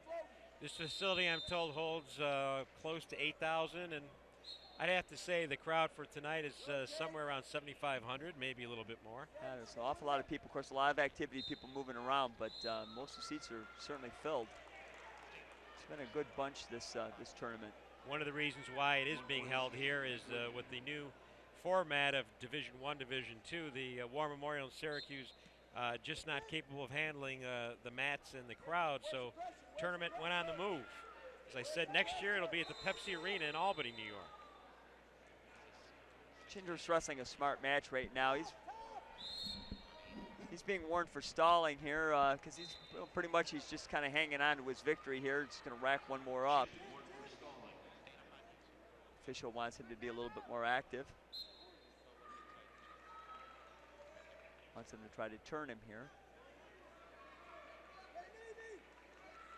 He may just cut him again if he can't do anything. He doesn't want to give up a stalling point. I think he might also want to show that he's capable of riding a wrestler out here. You know, he's going to college at Lehigh, and you know, the ability to ride someone in college much more important than in high school. And when we wrestled, there was riding time in high school, right. And of course that went by the wayside about 30 years ago. There's escape. Makes it 5-2. Chin's gonna rather try his skill on his feet as opposed to being on the mat. But yeah, in college, if you get an additional minute time advantage when you're on top, you get an extra point for the match, and it really focuses how important it is to be able to hold a person down and to ride them effectively. Well, we just got a point awarded there for stalling. I don't disagree. Chin's not been very active here. Bradshaw's trying to make something happen. He's just frustrated because Chin's been overwhelming. Chin goes in on that, off of the counter, goes in on that single leg. Just 10 seconds left. See if he gets a takedown on the edge of the mat. He's got to work up. He does get the two. Worked up above the knees. Trevor Chin is going to take his third New York State championship, this time at 145 pounds. As he throws the ribbon in the air and he signifies he's number one, and who's going to argue with him as he walks away with the 7-4 count over Shaheem Bradshaw of Huntington. So Trevor Chin does it one more time, and next time you see him wrestling, will be in a Lehigh uniform. And next we turn it over to the Division II 145-pound championship, and our man on the scene, Bob Trimble, will give us the highlights of that match. Bobby? From Section 5, Donald Williams of Kendall, a two-time sectional champ in green, opposing Section 4's Brandon McWhinney from Tioga Center in the red. Points coming at a premium in this match, with Williams off to the quick start in the opening period on the high single-leg takedown. McWhinney trailed 2-1 with time expiring in the third, and it looked as though he had a takedown of his own for the win, but the officials say no. Senior Donald Williams captures the 145-pound small school Division II state crown by a final of 2-1. And we're back at the University of Buffalo. You're looking at Jeremy Stopa from Newfane High School. There's quite a story to tell there. We'll tell you that in a second. He's from Section 6. We're looking at the Division II 152-pound finalist, and that's Eric Decker from BGA High School in Wellsbridge, New York, Section 4. He's a sophomore. As I mentioned, Jeremy Stopa, who is a senior from Newfane. If you saw him wrestling in Western New York earlier this year was probably at the 135-pound or 140-pound weight class. This young man jumped 3 weight classes at the end of the season, and here he is in the finals at 152. Yeah, I think it was just he felt his chances weren't that good against some of the guys in those weight classes. He's filled this weight class out pretty well, and what a tremendous story. I've never heard of anybody going up at least 2 weight classes in order to wrestle at the state meet and then end up in the finals. That's just a tremendous story. Well, we talked about Ryan Needle in the last match, and Jeremy Stopa's coach, Dick Lang, is also was the coach of Ryan Needle at Newfane last year. So Dick is used to being in the corner chair for the final match, and here we go. Yeah, also the coach of Lou Roselli, who became not only a 2-time state champion in New York, but also an Olympian for it's our first Olympian out of Western New York, I believe, in wrestling. Eric Decker's coach is Brandon McNaught and Tony Ferreira. He is 38-1 on the year. As I said, he's only a sophomore. His career record, 146 wins and 13 losses. He's a 4-time Section 4 champ. And he was 5th in 2002 and 2003, 2-time All-American at Fargo, and he's on the honor roll. Stopa looking at going to either Niagara Community College or Brockport. There's Dick Lang in the corner. Dick Lang, long accustomed to being in that corner at the state meet with multiple successes.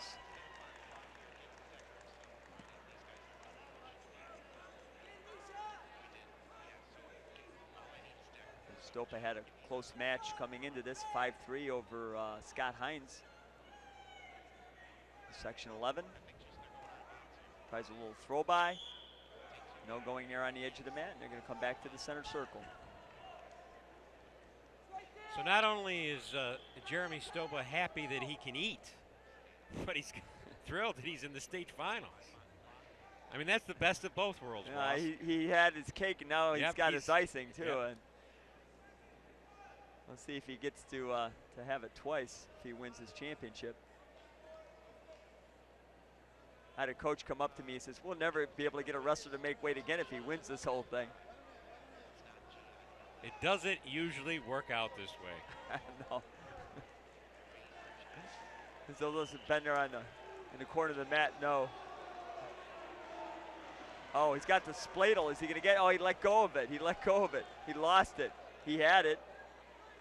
That's an equalizer. That spladle move. Guy shoots out in your single leg, you reach over, take the other leg, and now he gives up the 2 to Decker. Yeah, Stopa was in no man's land there. He was sitting on his butt out of bounds.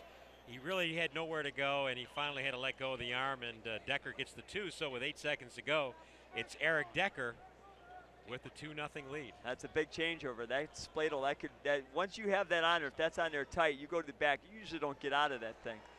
So instead of getting 5 or more, getting the win, he ends up giving up 2 points to Mr. Decker. Now 3 seconds still left on the clock. They'll put him back in the middle.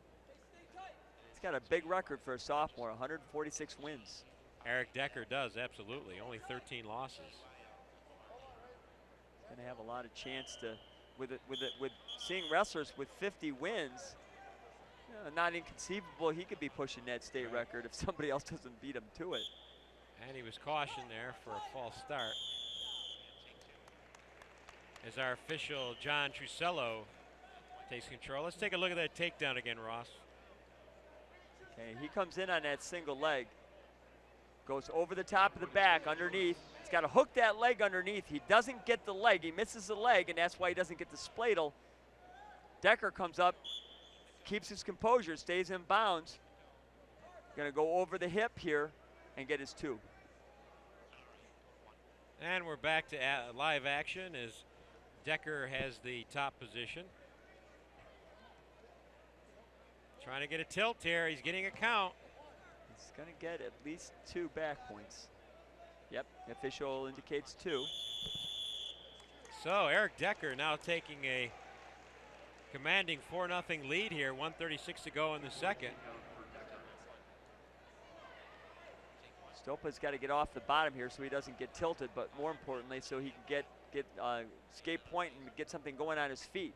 You can see he's got that spladle in his arsenal. He probably has some other things he'd like to be doing on his feet. That's the only way he's going to be catching up in this match.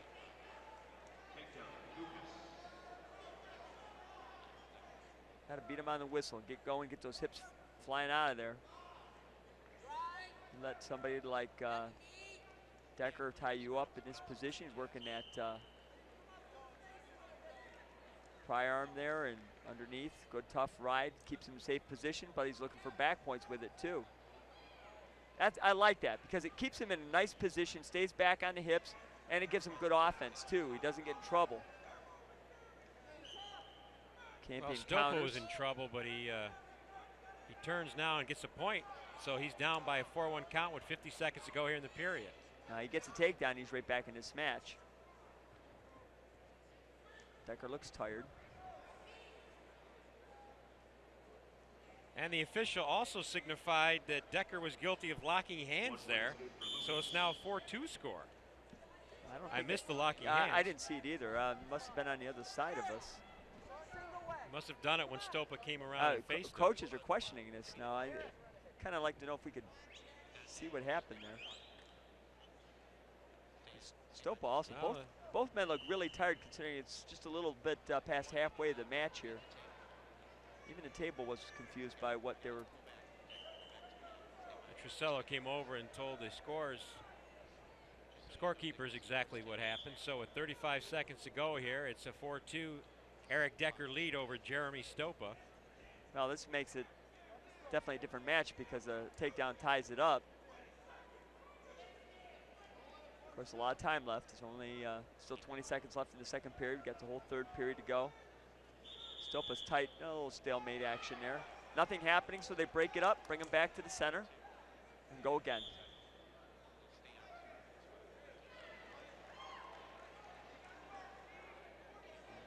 Stopa needs to pick up the activity a little bit here. He's still a little push there by Decker. A little frustrated.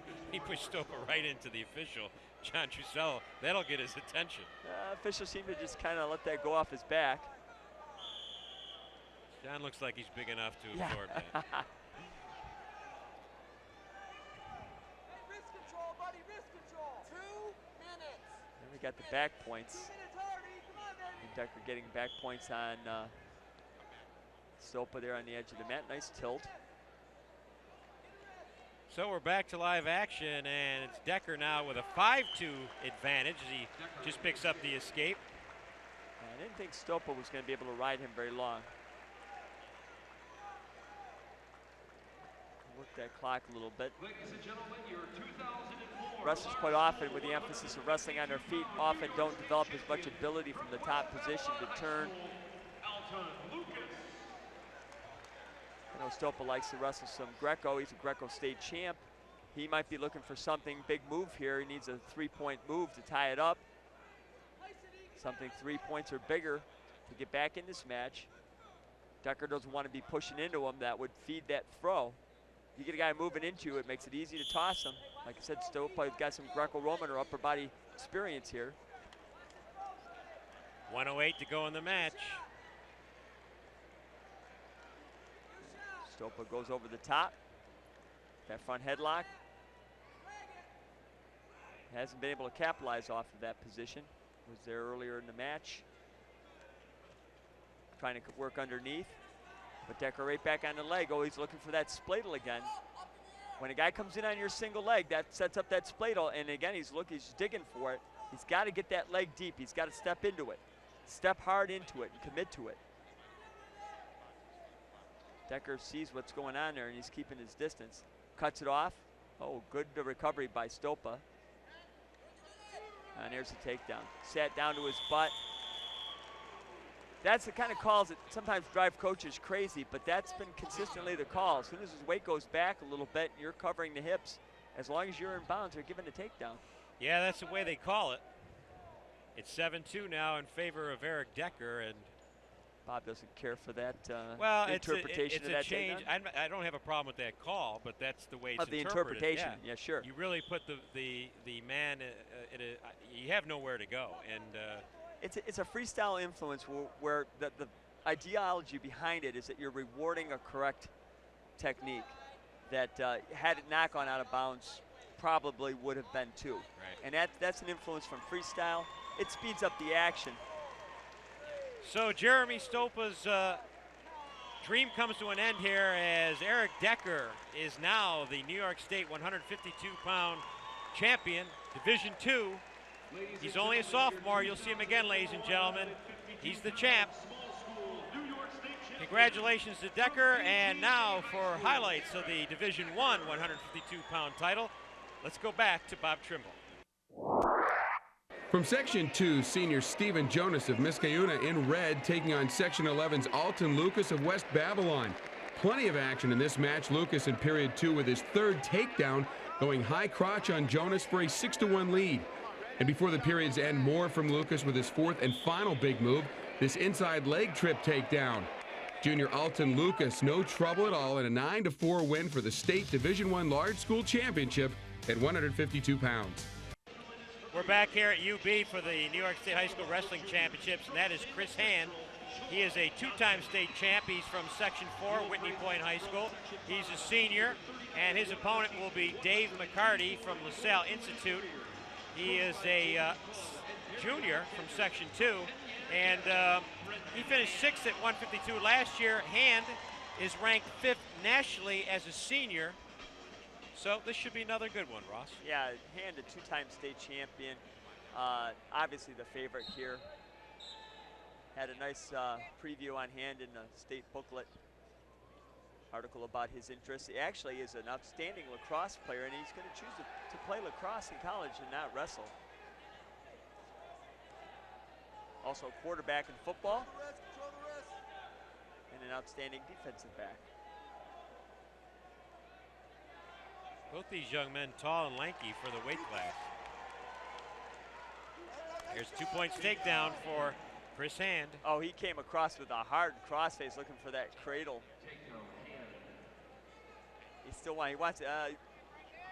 McCarty wants no part of that. He doesn't want to come up. He doesn't want to get cradled. You're going to see a stalling call on bottom if he doesn't open up a little bit, try to make something happen from that. But there we go. The official's going to warn him right there. And there's the spladle we were just talking about. This could be quick. Now he came off of it. He still got that inside leg, so he might still go to the spladle. Now he jumped off of it. That would have ended the match right there.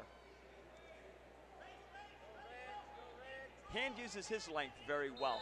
One of those long, tall wrestlers. See the difference in the superior wrestlers. We saw the build of Trevor Chin and Troy Nickerson, and of course here's Hand, is very tall and lean. Uses his size and length for leverage extremely well. He gave up the one, and I've never seen a wrestler look around the crowd like he just did. Yeah, kind of taking it all in. Pretty much picking spots, I guess. Well, Dave McCarty is only a sophomore. Yeah, it's definitely overmatched here, but again, you never know what's going to happen in wrestling. But, you know, and I've got to change my way of thinking, because McCarty's a sophomore, but he's got 149 victories. You know, so. Yeah, he's hardly a novice. Yeah. And there's another takedown for Chris Hand. And right as time expires. Oh, actually, did they give the takedown? They might not have given that one. Well, I guess they wiped it off, but here's a look at the first takedown. Comes in on that inside leg for the spladle, gets his control.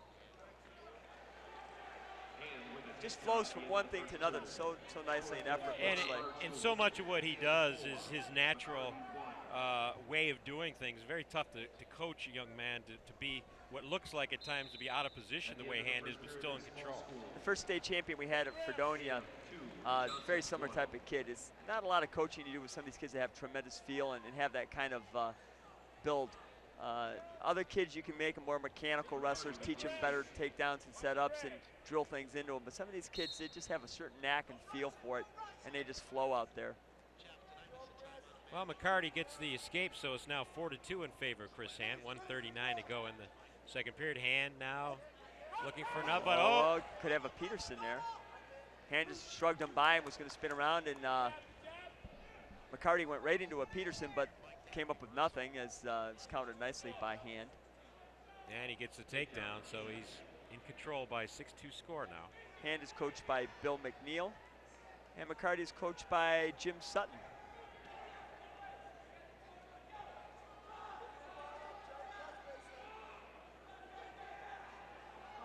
McCarty, excellent student, looking at Columbia, Springfield, Cornell, and Norwich.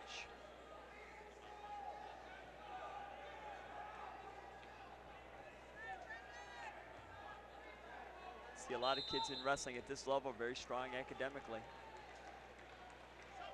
See our first four-time state champion Jesse Jansen at Harvard. If you're gonna get a full ride from somebody, you might as well go where they offer a great education.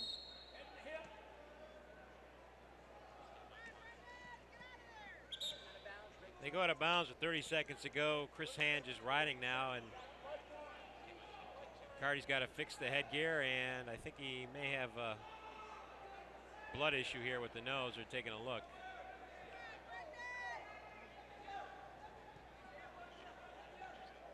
So what do you think, Ross? Do you like the Division I, Division II setup? Well, I have two stances on that one. I'm a traditionalist. I love the idea that we had one true champion. I definitely see, though, that this is better for wrestling, that states that have outstanding programs in wrestling and are extremely strong nationally have multiple division classes, like Pennsylvania, Ohio, Iowa, all outstanding high school wrestling states. So you're gaining something. We're losing a little nostalgia, but certainly gaining something for the kids. And probably in the long-term development of our wrestling programs. Well, and as I said earlier, is McCarty now looks to get the reversal, and he does. That was off that Peterson again. He likes that move, and he did it very effectively. Hand's going to try to keep that leg in and just reverse position, but he's running out of time. He's looking at the clock. He's just trying to gauge how much time he has left to try to finish this. A little nonchalant on his part. Yeah, just like that, Dave McCarty is back in this match. He only trails at 6-4 as we head into the final period. We're going to take a look at this first takedown. There was the Peterson, and just stopped it.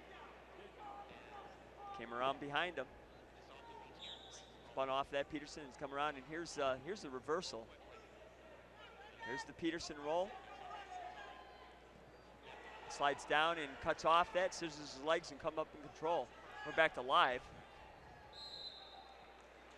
6-4 in favor of Chris Hand of Whitney Point. Well, McCarty was tough for Hand to control on the mat, but McCarty hasn't been able to figure out Chris Hand on their feet. So let's see what happens here. We haven't seen a lot of dominance out of our stars. I mean, I guess that speaks well for the depth of wrestling. There's a takedown for Hand. Still in bounds. And Nickerson obviously dominated his match with that first period pin. Cannot relax out there on a wrestling mat. This wrestling a young man who definitely, with 149 wins, who definitely would like to be a state champion. And he's not going to be given up. It looked like Hand was going to cut him free, and he was going to cut him, and then he changed his mind, and he got reversed because he kind of wasn't sure what he wanted to do out there. He's going to cut him free, and then he came back on him, but he ended up giving up a reversal, although he's going to get it. Now still in control is McCarty. Now Hand gets a reversal. I don't know if Hand's totally doesn't look like he's trying to break match. a sweat out here. You know, he's kind of cruising along, and now we've got a 1 point awarded to Hand for stalling on the part of McCarty. Well, McCarty doesn't want to get turned off the bottom, but it's been a strange match in the fact that Hand is shows flashes of excellence, and then he kind of shows a little bit there's a hard crossface for the cradle again. He keeps hitting that. He could be dinged for misconduct there because he's not staying on that crossface. Surprised he didn't get warned on that, or called rather. And a little throw by for another, to maintain control rather. Well, Chris Hand is going to take the 11-6 final victory over Dave McCarty. So Chris Hand adds to his collection of state titles. He's now a 3-time state champ. One of the most nonchalant championships I've ever seen there. But he's a champion. He is a champ. And we had a champ at the Division II 160-pound final, and our man Bob Trimble is going to give us those results. Sean Johnson representing Section 2 and Salem Central in the red, meeting Penn Yan Academy's Brendan Ham from Section 5 in green. Tough battle here. Ham jumps out early with the high single-leg takedown for a 2-0 edge. However, all even at 2 into overtime, Johnson is masterful with the snap down and spin behind move for 2 points and the win. The 160-pound Division II small school state crown belongs to Sean Johnson, 4-2 in OT. We're back to high school wrestling action here at the University of Buffalo New York State Championships. That's Ricky Scott from Section 9 Valley Central. He's a junior. He'll be taking on John Barone from William Floyd, Section 11. And this is going to be an interesting matchup at 171. And one thing I got to point out right off the bat here is Ricky Scott from Section 9, under other sports and academic awards, he listed basketball. So I'm curious how he can wrestle and play basketball at the same time. But we're underway here with the action, Ross. That's a real talent. Also, a junior. Both kids are juniors here. Barone right in on the attack with a 2-point takedown. You know, they have these young men fill out these information sheets after the semifinals, and you know, most of the time it's, you know, I won this many tournaments, my record is X, you know, but we've had a couple young men come up with some creative answers this year. And an eclectic crowd here. Barone is coached by Terry Phelan from Long Island, Section 11. And he's certainly the aggressor so far.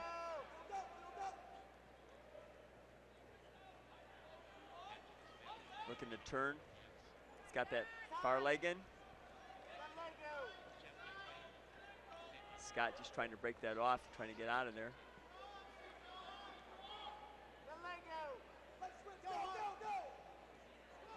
Barone just brings him back down to the mat, says you're not going anywhere.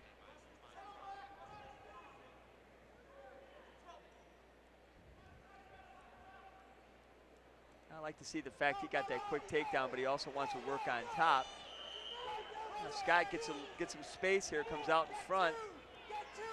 And there's the escape as they go out of bounds. And they're neutral.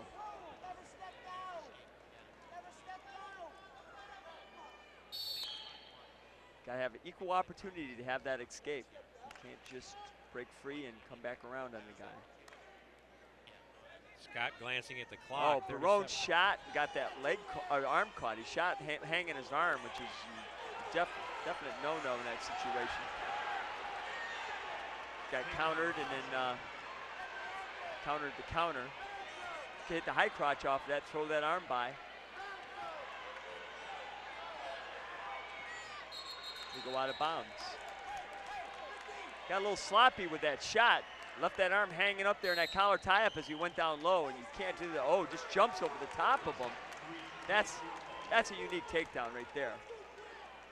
Just pressured back into him, drove him down to the mat, and came up behind him. So Barone's going to take a 4-1 advantage heading into the second period here. That was an interesting takedown. This is the first takedown of Barone's. Barone, a physical wrestler, just powers through this. Gets that Navy ride on there and takes it right down there for control. Just cuts across the leg. Back to our live action. Barone on top, beginning the second period, looking for that tilt. Looking at near side.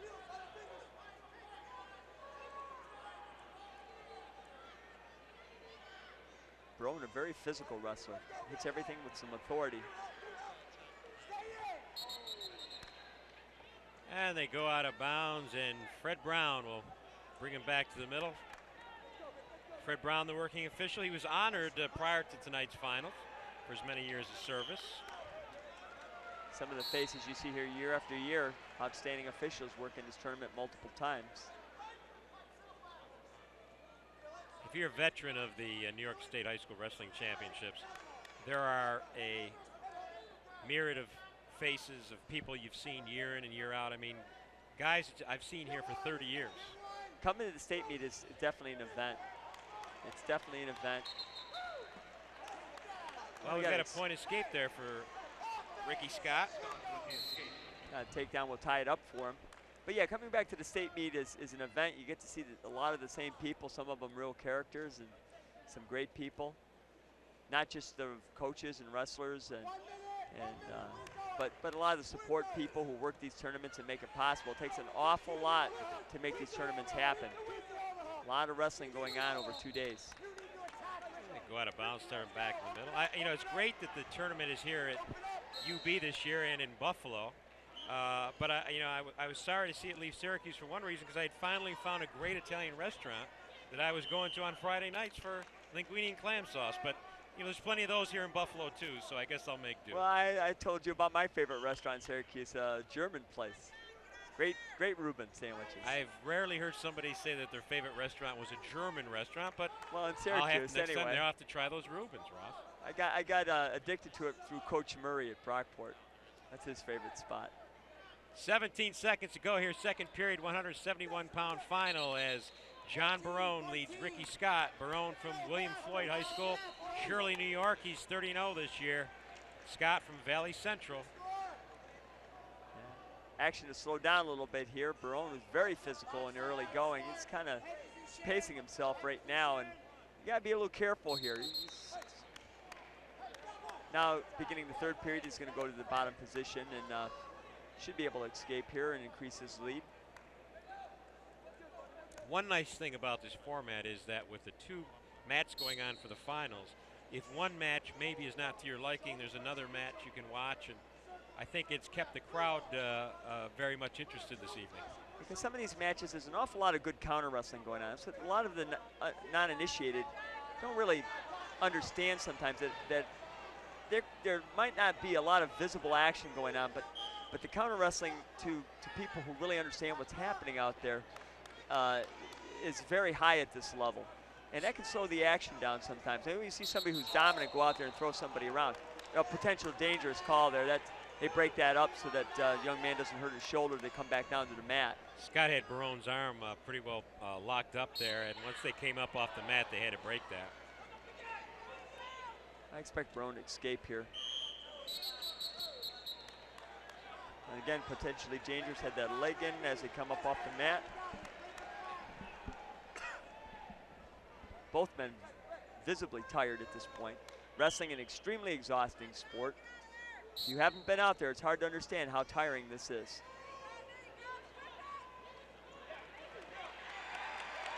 Try running a mile carrying somebody sometime and you have a rough idea of what this is like.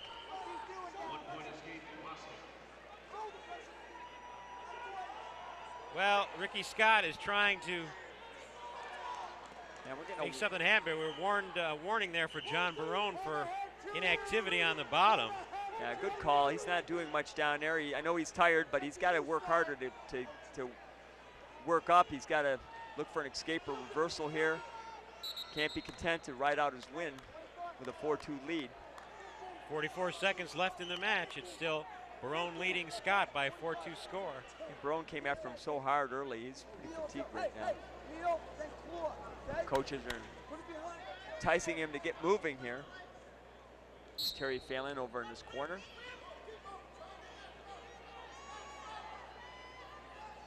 Scott riding that. Now he's got that spiral ride on there, trying to turn with that. He wants to put him to his back. And he's got him stretch out. He's going to take him over with this thing if he can keep him in bounds. Getting a count. He's got to have the supporting parts. He's going to get a 3 count with this. Unbelievable. He turned him with that. Ricky Scott pulls out 3 with 13, 12, 11. Can he keep him in bounds here? Oh, his inactivity on the bottom hurt him here. He just got too complacent on the bottom, and Ricky Scott turns him. They go out of bounds with 1 second left on the clock, and Ricky Scott may have pulled this match out as Barone seemingly in control 4-2 and in the bottom position, but he gets put on his back. His passivity on the bottom just tossed him there. And Scott took advantage, went over the top with that. We got to take a look at this. He's got the near leg in. He stretches him out here with that front headlock, stretches it out nicely, and turns him over the hip to his back. The only question here was, would it go out of bounds, and it didn't. Yeah, it was awful close to that out of bounds line there, but he kept his shoulder in bounds. As long as there were supporting parts of the pinning area in bounds, it still counts as criteria. And of course, the official had a good look at it. We did not have the best angle. From this angle, it looked like his shoulders may have crossed that out of bounds line, but Ricky Scott's the winner. Yeah, he was going to get definite 2 count, whether he was going to get 3. Right. Wow. That was exciting. There's also an exciting final going on at the Division II 171-pound weight class, and Bob Trimble has that story for us. One of the best matches of the tournament featured Section 5 John Wasink of Attica in green against Dan Fairbairn of Section 4 and Ontario. Down 6-4 late in the third period, Fairbairn gets the takedown as regulation expires, sending this one to overtime. And there, almost as soon as the match resumes, it's Wasink with the decisive takedown for the title. Senior John Wasink, the small school champion at 171 pounds for 2004.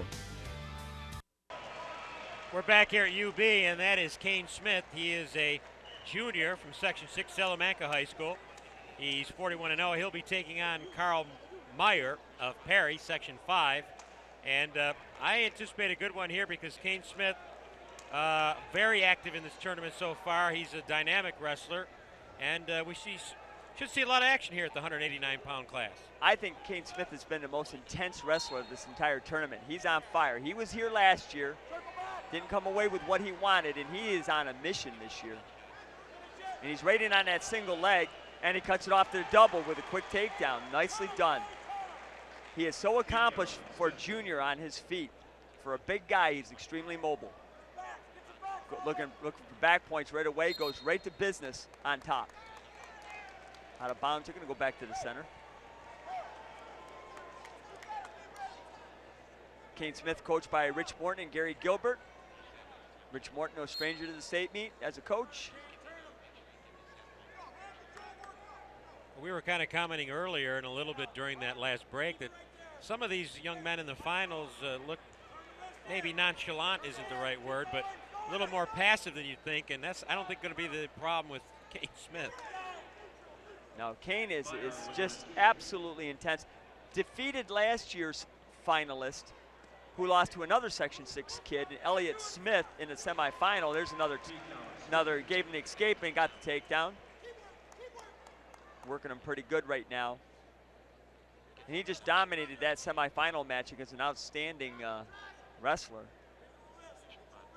Last year's finalist, Elliott Smith. Working both sides of the body here, looking for a tilt. Always keeping the pressure on him. Only a junior, but interested in perhaps Edinburgh or Lock Haven down the road. Meyer looking at Brockport or Fredonia. Fredonia doesn't have wrestling, so wrestling might not be in his future plans. Coached by George West. And they're out of bounds. Well, we're already up to the 189-pound class as the matches have been moving right along so far this evening. Working that head lever. Nothing going there. He's going to chop him down. Look for a tilt. Tilt's more of a finesse move from the top. Try to get back points without necessarily having a pinning combination as opposed to a power move like a bar arm and a half or a tight waist and a half. That's the end of the first period. Kane Smith leads Carl Meyer 4-1. Let's take a look at Smith's first takedown. Spins behind him and just brings him down to the mat. Very fundamental, but well done.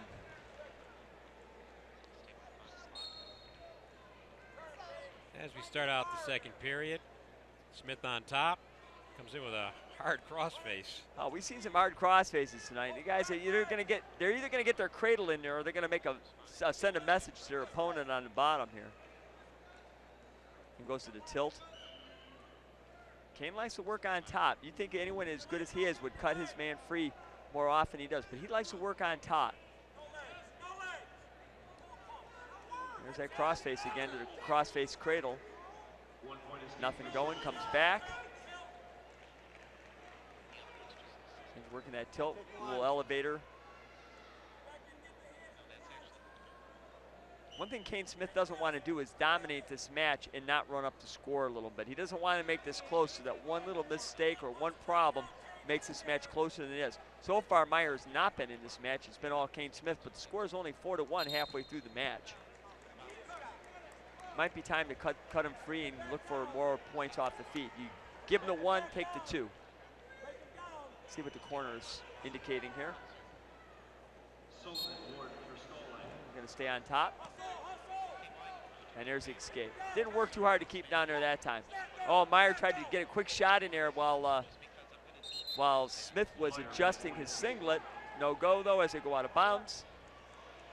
Looks like Smith got a finger in the eye. You don't see a lot of major injuries generally in wrestling. You get a lot of bangs and bruises, but there's not, for the amount of competition that goes on, very few major injuries. You don't see the broken bones that you see in some sports. Coached for 10 years at the high school level and never had, well, I had one broken wrist as a kid, went off the mat and hit his wrist on the floor. Just a little cracked bone. Other than that, no broken bones. Kane Smith pumped up, as you can see here. He's ready to go. Rich Morton admonishing him to keep it up.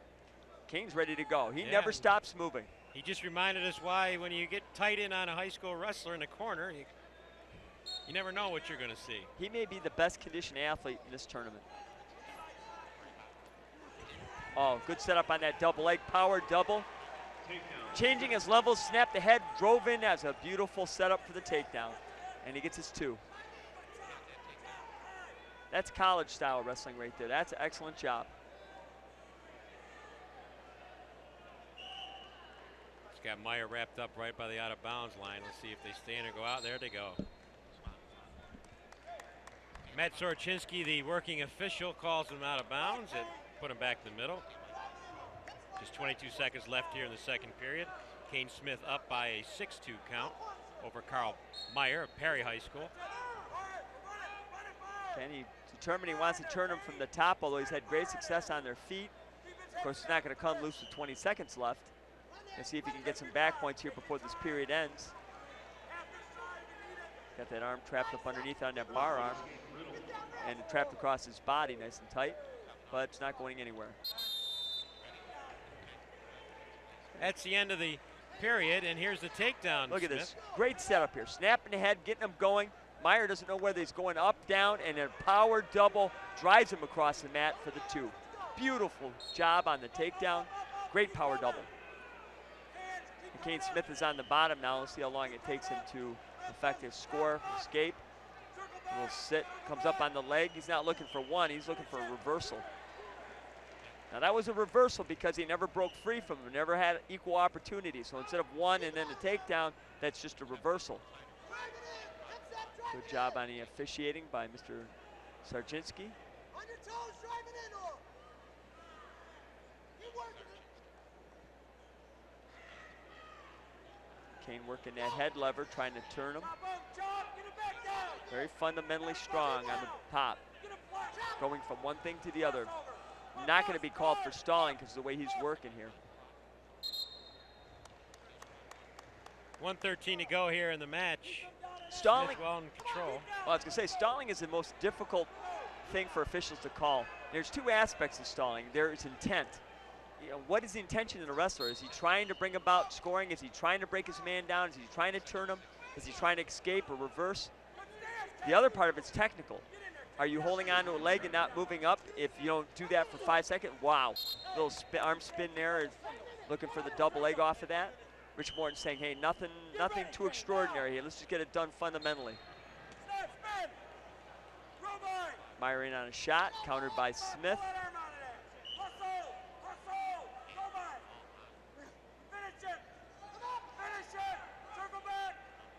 Oh, Rich Morton's just totally animated over in the corner. Another takedown, a little single leg. Sat him down.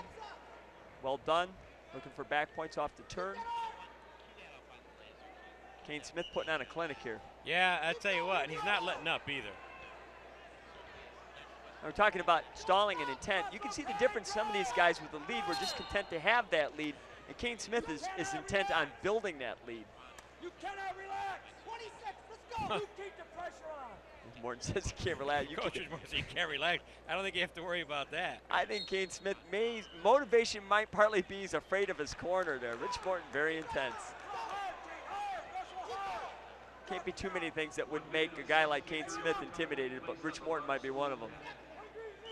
Well, he gives up a point, goes right in there on the leg again, and gets 2 back. Yeah, with 8 seconds left, he gives up the escape. Instead of just pushing him away or anything, he shoots right back in, gets another takedown. So Kane Smith is the 2004 189 Division II champion from Salamanca, New York. He wins it 12-4. And here's another look at one of his takedowns there, Ross. Oh, deep on that single leg. He circles it back and just powers into it. At this time, Meyer just doesn't know what to expect, and he could have taken that single leg any which way and still probably gotten that takedown. Look at the intensity. Very happy young man. So while Kane Smith was doing it at Division II 189, we had a match going on at Division I 189. And for that story, we go now again to Bob Trimble. From Section 11, it's Jack Sullivan of Huntington in the green going up against Section 2's Matthew Riddle out of Saratoga Springs. He's in the red. Another one of the few matches with few points in period 3 and down 1-0. Riddle able to escape, setting up yet another overtime period to decide things. And there, Riddle gets the pin in dramatic fashion. Senior Matthew Riddle takes the 2004 Division I Large School Championship at 189 pounds. We're back here at UB. There's a shot of Dom Pike from Hannibal High School, Section 3. And the reason why I mentioned Dom is Dom's a cousin of mine, and he's supposedly here working something for the school. He hasn't done anything in 2 days. But I had to show that so he can write this off on his expense account for Hannibal High School. This is his job right there. That's all. He's been sitting there for 2 days, eating his mom's cooking for 2 days. So enjoying the wrestling. Yeah, I had to get one there for Dom. But that's Matt May's guy. He's from Southwestern Section 6. This is a 215-pound title, Division II. He'll be going against Brendan Hill of Cooperstown, New York, who is a junior. Both of these young men are junior. Now, Maz guy from Southwestern is one of those guys that bumped up to get away from Kane Smith, as you can understand why. Maz guy, an outstanding wrestler, but he got handled by Kane Smith a couple times. Those are his 2 losses. Both his losses on that 38-2 record to Kane Smith. And wow, in on that head chantry, but nicely countered for 2 points by Brendan Hill. Southwestern likes that head chantry, likes to reach back when they shoot in and pull the guy back down to the mat. Almost got away with it, but nicely countered by Hill.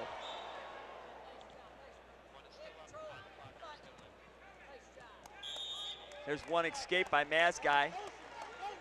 Brendan Hill is coached by Jim Jordan. And Maz guy by Mark Hetrick. Maz guy in deep on that single leg. Coach is admonishing him to finish that leg. Finish that single. Oh, a back leg trip, but oh, it doesn't work. Maz guy comes up with a takedown. Hill tried to cut it away with the other leg and didn't get away with it. Almost did, but nice balance on Maz guy, and he comes up with the 2. Riding that half in the wrist now. 1 minute to go here, first period. Maz guy up by 3-2 count. Don't see that cut away much anymore. If you do it from totally off the mat, it's illegal nowadays. The position he was in was okay.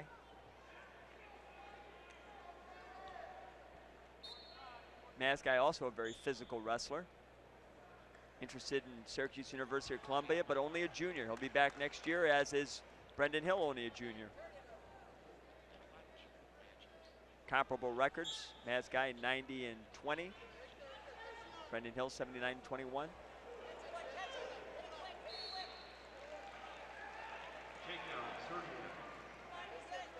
30 seconds to go here, Ross, and Maz guy looking. I thought for a second there he's going to be able to get the head lever. But this is not a fun move to be in, that head lever there. Put a lot of pressure on that shoulder. It doesn't really hurt the shoulder, but it's painful. Oh, he's got it locked up. Somebody wants to throw here. This is throw or be thrown right here. And good continuation on Mazguy's part, because if Hill would have been able to keep his feet in bounds, that would have been a reversal. Right. Mazguy kept moving forward with it, kept the momentum, and took it out of bounds, so no harm to Mazguy. Good presence there on the edge of the mat. Going to be a little cautious. Well, no, just a warning. I wouldn't say either one of these young men are big 215-pounders, but they're both very active. Yeah, Mazguy is a natural 189-pounder. I would be. Let's look at that takedown by Mazguy. And on the single leg, sweeps it back. Now there was the leg. You see the counter, almost caught Mazguy off balance, but he kept on it, stayed tenacious there, and finishes the takedown. Good counter and recounter. Good series there. Good camera work to show that. Mazguy now in the bottom. Once a reminder to all place finishers, trying to increase the 3-2 lead. in your official sectional warm-ups or your individual schools warm-ups. Hill looked like he wanted a cradle there. Mazguy looking for a good old-fashioned roll, but Hill's got him pretty well wrapped up. He's got that called barbed wire, reaching across, trying to pull that firearm under. Goes back to the cradle. A lot of nice combinations on top by Brendan Hill. Bill Stark, the working official. Signals are out of bounds. We take a look at the coaching staff there from Southwestern. Mark Hetrick. Under wrestling awards and honors, Brendan Hill has none. I find that hard to believe. 31-2 with that many wins. I'm sure he's done something. Probably doesn't consider it much of an accomplishment until he wins this. I was going to say he'll have something to write down next year. Certainly. There's a reversal, however, by Mazguy. He now leads it 5-2. Would Alex Conti please report to the head table? Alex Conti to the head table. Mazguy physically tough. I like mobile heavyweights. These 215-pounders, the bigger guys here. Like you said, both these guys look like 189-pounders who possibly went up to avoid somebody they couldn't get around. Right, which is not an uncommon move. That is, if you're going to see somebody go up a weight class, that 189 to 215 happens quite a bit, especially if you're a good athlete. We certainly have seen it in Section 6 with Mazguy moving up to avoid Kane Smith, and then Mazguy beat Frank Zielinski of Fredonia, who's in the finals here at 275, and Zielinski moved up from 215 to get away from Mazguy.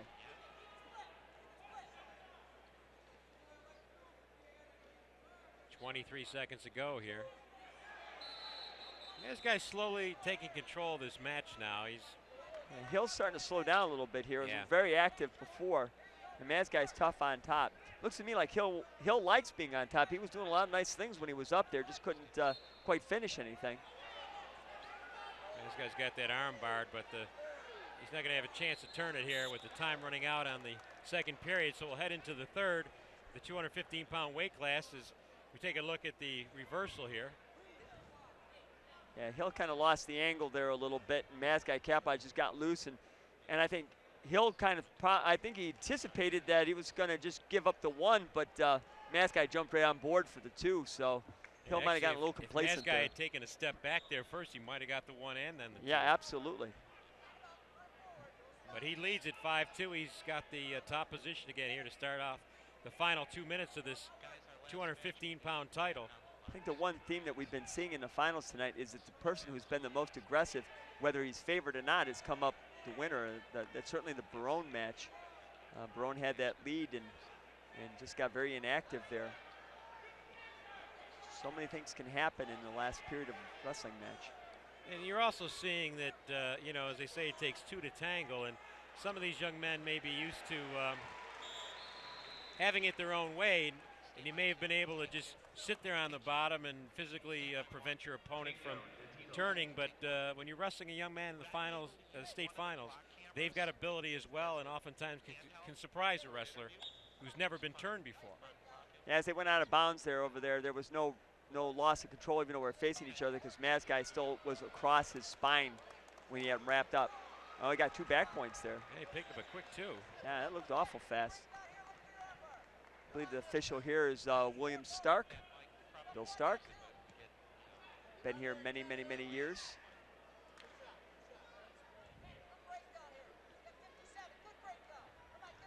Coached his son in Empire State games for about 10 years. Coached against him, actually. Not always successfully. Sometimes coached him, depending what section he was wrestling for, what region. Well, we've just got 35 seconds to go here in this 215-pound Division II final, and it looks like Matt Mazguy is on his way as they go out of bounds. 27 seconds. Brendan Hill hasn't conceded anything here, and Mazguy looks over at the clock. Wasn't too many years ago. Let's see when. Yeah, just in 2002, that a teammate of Mazguy's, Jim Nelson, also won the heavyweight state title here. Go ahead. I was going to say, at that time, coached by Walt Thurneau, who's now the head coach at Jamestown Community College. Good to see them having wrestling back again this last 2 years after about a 15-year hiatus. That's going to do it. Matt Mazguy from Southwestern. He takes home the 215-pound New York State High School Wrestling Championship Division II. He's only a junior. You could see him back next year. He defeats Brendan Hill from Cooperstown. Congratulations to Matt Mazguy. And now for the results and highlights of the 215-pound Division I title. Let's go now to Bob Trimble. Tom Didino of Sewanhaka in Section 8 in green, going to Hofstra on a football scholarship, opposing Franklin Academy Zach Zerniak of Section 10. He's in the red. Pick it up in the third, and Didino utilizes the scramble takedown for 2 points and a 5-2 advantage. But a short time later, it's Zerniak completing the reversal to tighten things at 5-4. Yet Didino piles on 5 more points in the final moments to preserve a 10-4 victory at his first ever large school Division I state crown at 215 pounds. This is the last match of the evening here at the New York State High School Wrestling Championships here on Empire Sports Network. Bob Koshinski, Ross Conti. You're looking at Art Jones. He was last year's champion at 275. He's only a junior from Section 4, and it's a repeat as he meets up with Justin Tugas from Glens Falls, Section 2. This is a rematch of last year's final at the very same weight class, Ross. Yeah, and of course Art Jones came out ahead in that one, coached by J.J. Stambro. He's undefeated this year. Very exciting young man. Not a lot of wrestling background with this guy. He won the state champion with only a couple years of experience under his belt last year. Let's see what happens in the rematch this year. Art Jones also first team All-State in football, as well as Justin Tugas, All-State in football in 2002, 2003, also on the high honor roll. Understand he's going to Boston College on a full ride for football, is Tugas.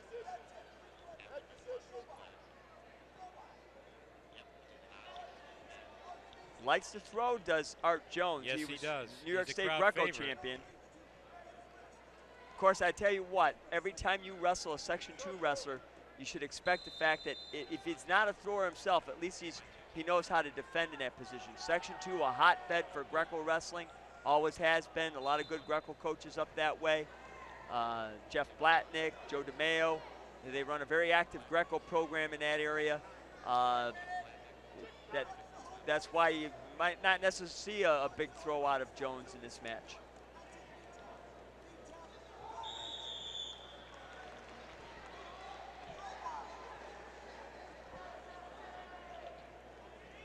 No scoring thus far, just 42 seconds to go in the first period. I have a funny feeling they're going to feel each other out on this. There's going to be a little give and take on this. Looking for an opening. A little pressure here and there.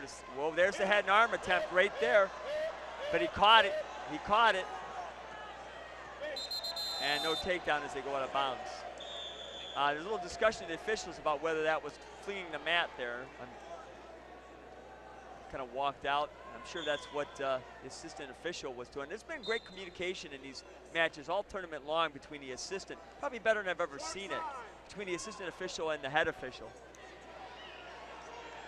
Quite often a head official will kind of disregard the assistant, but I've seen great interplay between the two, and sometimes we've seen some calls reversed because of it, and rightly so.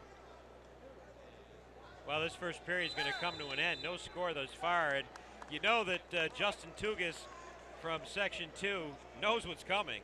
You know, he stayed out of that head and arm. As he said, Art Jones likes the big moves off his feet. Yeah, he's got to set that head and arm. You're going to hit that. You can't just turn your body into the guy and grab the head. You have to snap it down, get the guy moving into you something. You can't just take it from a very neutral position like that. Well, Tugas is taller than Art Jones. I don't know how many wrestlers Jones has run into this year that have been bigger than him at this weight. But Tugas is a very big young man as well. Yeah, he fills that whole weight class out pretty well, I would say. Tugas gets the point. 1 point escape for Tugas. And Jones wants to be on his feet. I'm sure they've done a lot of preparation for this match. 1 point escape. A little confusion over the other whistle on the other mat. Yeah, they both relaxed. They're walking back to the middle, and Jones realized that time hadn't stopped. He almost had an open field tackle there. Now the official Bill Waggle assures them that that definitely was their whistle and time was out. So they get back to the center circle. I think Jones would be a more complete wrestler if he combined his upper body with lower body. Attack the legs, a little single leg action, ankle picks. Use that length effectively. The best way to throw somebody, ooh, a warning for stalling against Jones. The most effective way to use that upper body ability and to throw somebody is to attack the legs and open up the upper body throws. Very hard to throw a very good wrestler who doesn't want to be thrown because he knows it's coming. He's not going to walk into, oh. There's a point against Tugas. Inadvertent slap across the face. I don't know.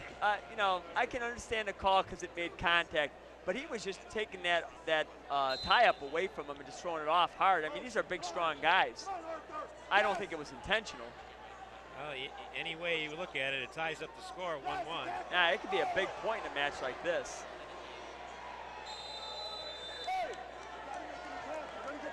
I'd be really surprised if either one of these two guys actually shot in on the legs.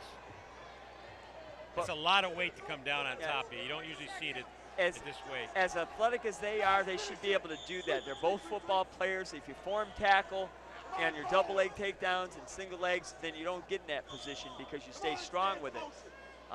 And of course, they're used to being able to throw other people around, so this is what they get used to.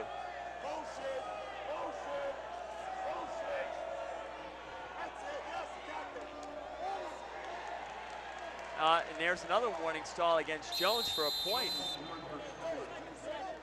Coach is not happy in the corner there. We haven't seen a point earned yet. There's been 2 points for stalling and 1 for slap. I take that back. Tugas with a point escape to start off that period. Yeah, but that was granted, so. Let's take a look at that penalty point. Came after a slap here. It's actually a move, but he gets, it's a throw by, but obviously it was in bad position because it came right across his head.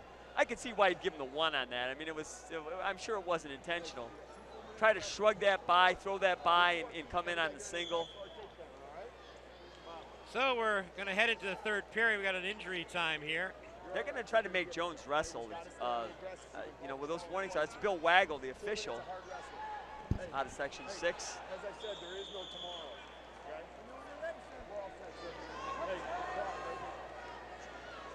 Waving off the injury time, stop the injury clock, and let's get back to wrestling with 1 minute left. No, I take it back. We're beginning of this third period. Got the injury time off the clock. And Jones will have an opportunity to tie it up here in the bottom position. But he's going to have to do something different if he gets to his feet. Tugas intends to ride him, see if he can turn him. Riding that spiral ride.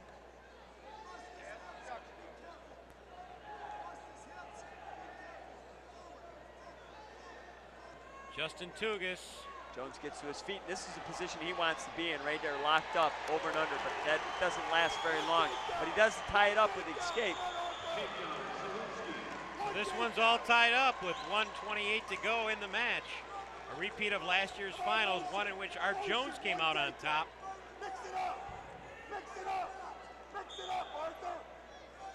Coach admonishing Art Jones to mix it up and get something going here. He doesn't want him to keep doing the same thing because he's been dinged for stalling there. Oh, Tugas in on the shot, and that's going to be. Well, Tugas' foot hit the line there, so. I'm surprised. He turned around and walked out. I'm shocked that wasn't fleeing the mat. And that does fit the criteria because Tugas stepped on the line. That's both men leaving the wrestling area. Right.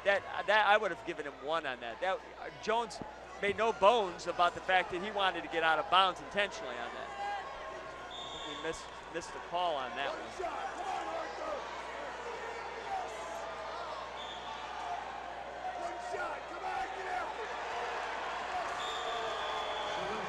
40 seconds.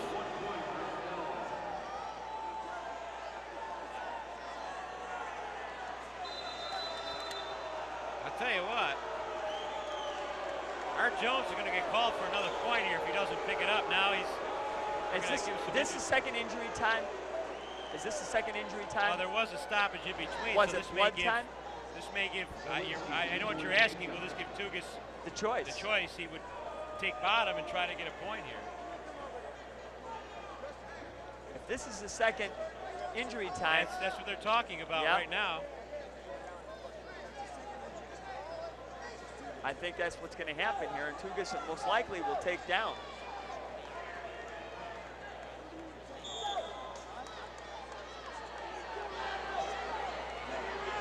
Well, they're talking to Art Jones over there, and this is part injury time, part strategy session here, but if what we think is going to happen here, he put himself in a tough spot here.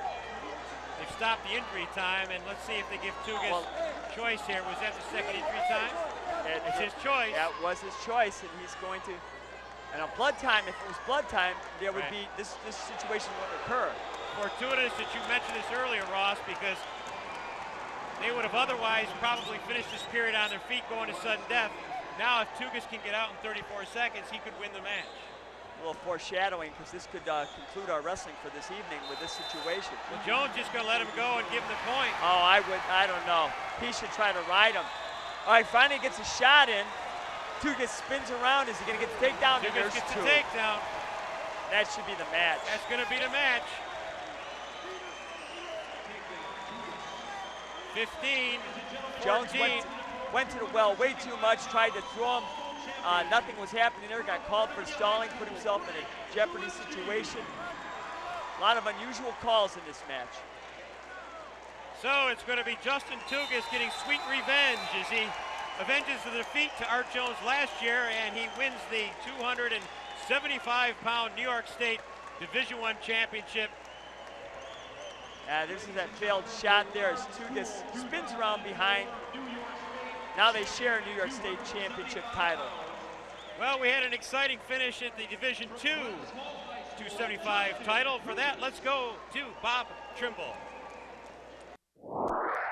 To wrap things up, Dan Randall of Section 2 and Salem High in red taking on Fredonia's Frank Zielinski from Section 6 in the green. A back-and-forth tussle all the way. Late third period down 5-3. Randall with a reversal with under 10 seconds to go to tie it at 5.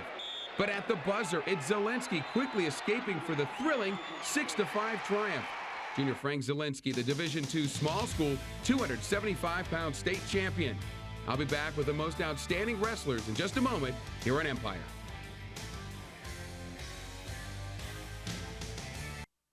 The New York State High School Wrestling Championships are brought to you by Tuxedo Junction. We care as much as you. And by Erie Community College Athletics. Catch it.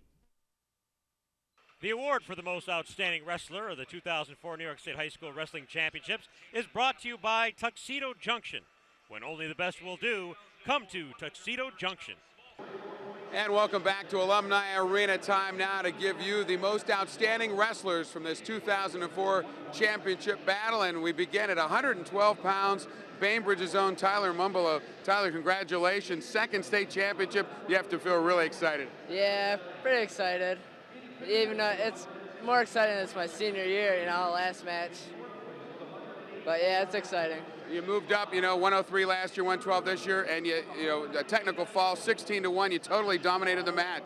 Yeah, I just felt comfortable through the whole tournament. After my first match got out of the way, I was, all right, I'm in now, in my groove.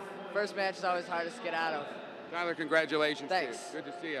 And of course, another young man that everybody knows full well has done a great job over the past 4 years. We're talking about Troy Nickerson. Troy from Shenango Forks, and congratulations to you. 4 state championships. It's wonderful. Thank you. Was this one, everybody talks about comparing the first to this newest one, but was this pretty easy or was this harder than the other ones? I believe they get harder each year. You got to work harder and harder. There's always guys out there that want to get you. And, I mean, this one means a lot, and I'm happy to have it. You won it by the pin, and, of course, 4 championships. Nobody's ever won 5. Is it safe to say, as you come back as a senior, you're going to try and make it 5?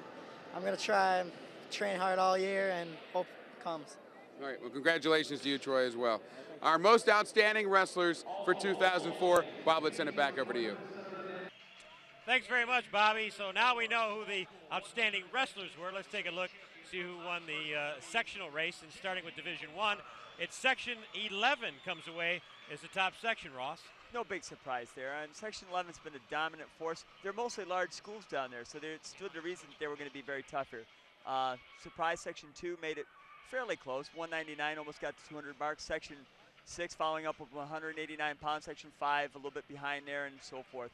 Not a surprise there with Section 11. Let's take a look at Division II scoring as the Section 4 comes out on top in fairly close scoring there. Section 4 defending champion from last year overall. So again, their strength showed that they were very good in the small schools, but a little bit more competition there. You see that the top several teams scored a lot of points. Section 5, 234.5 points. Section 3, a little closer there.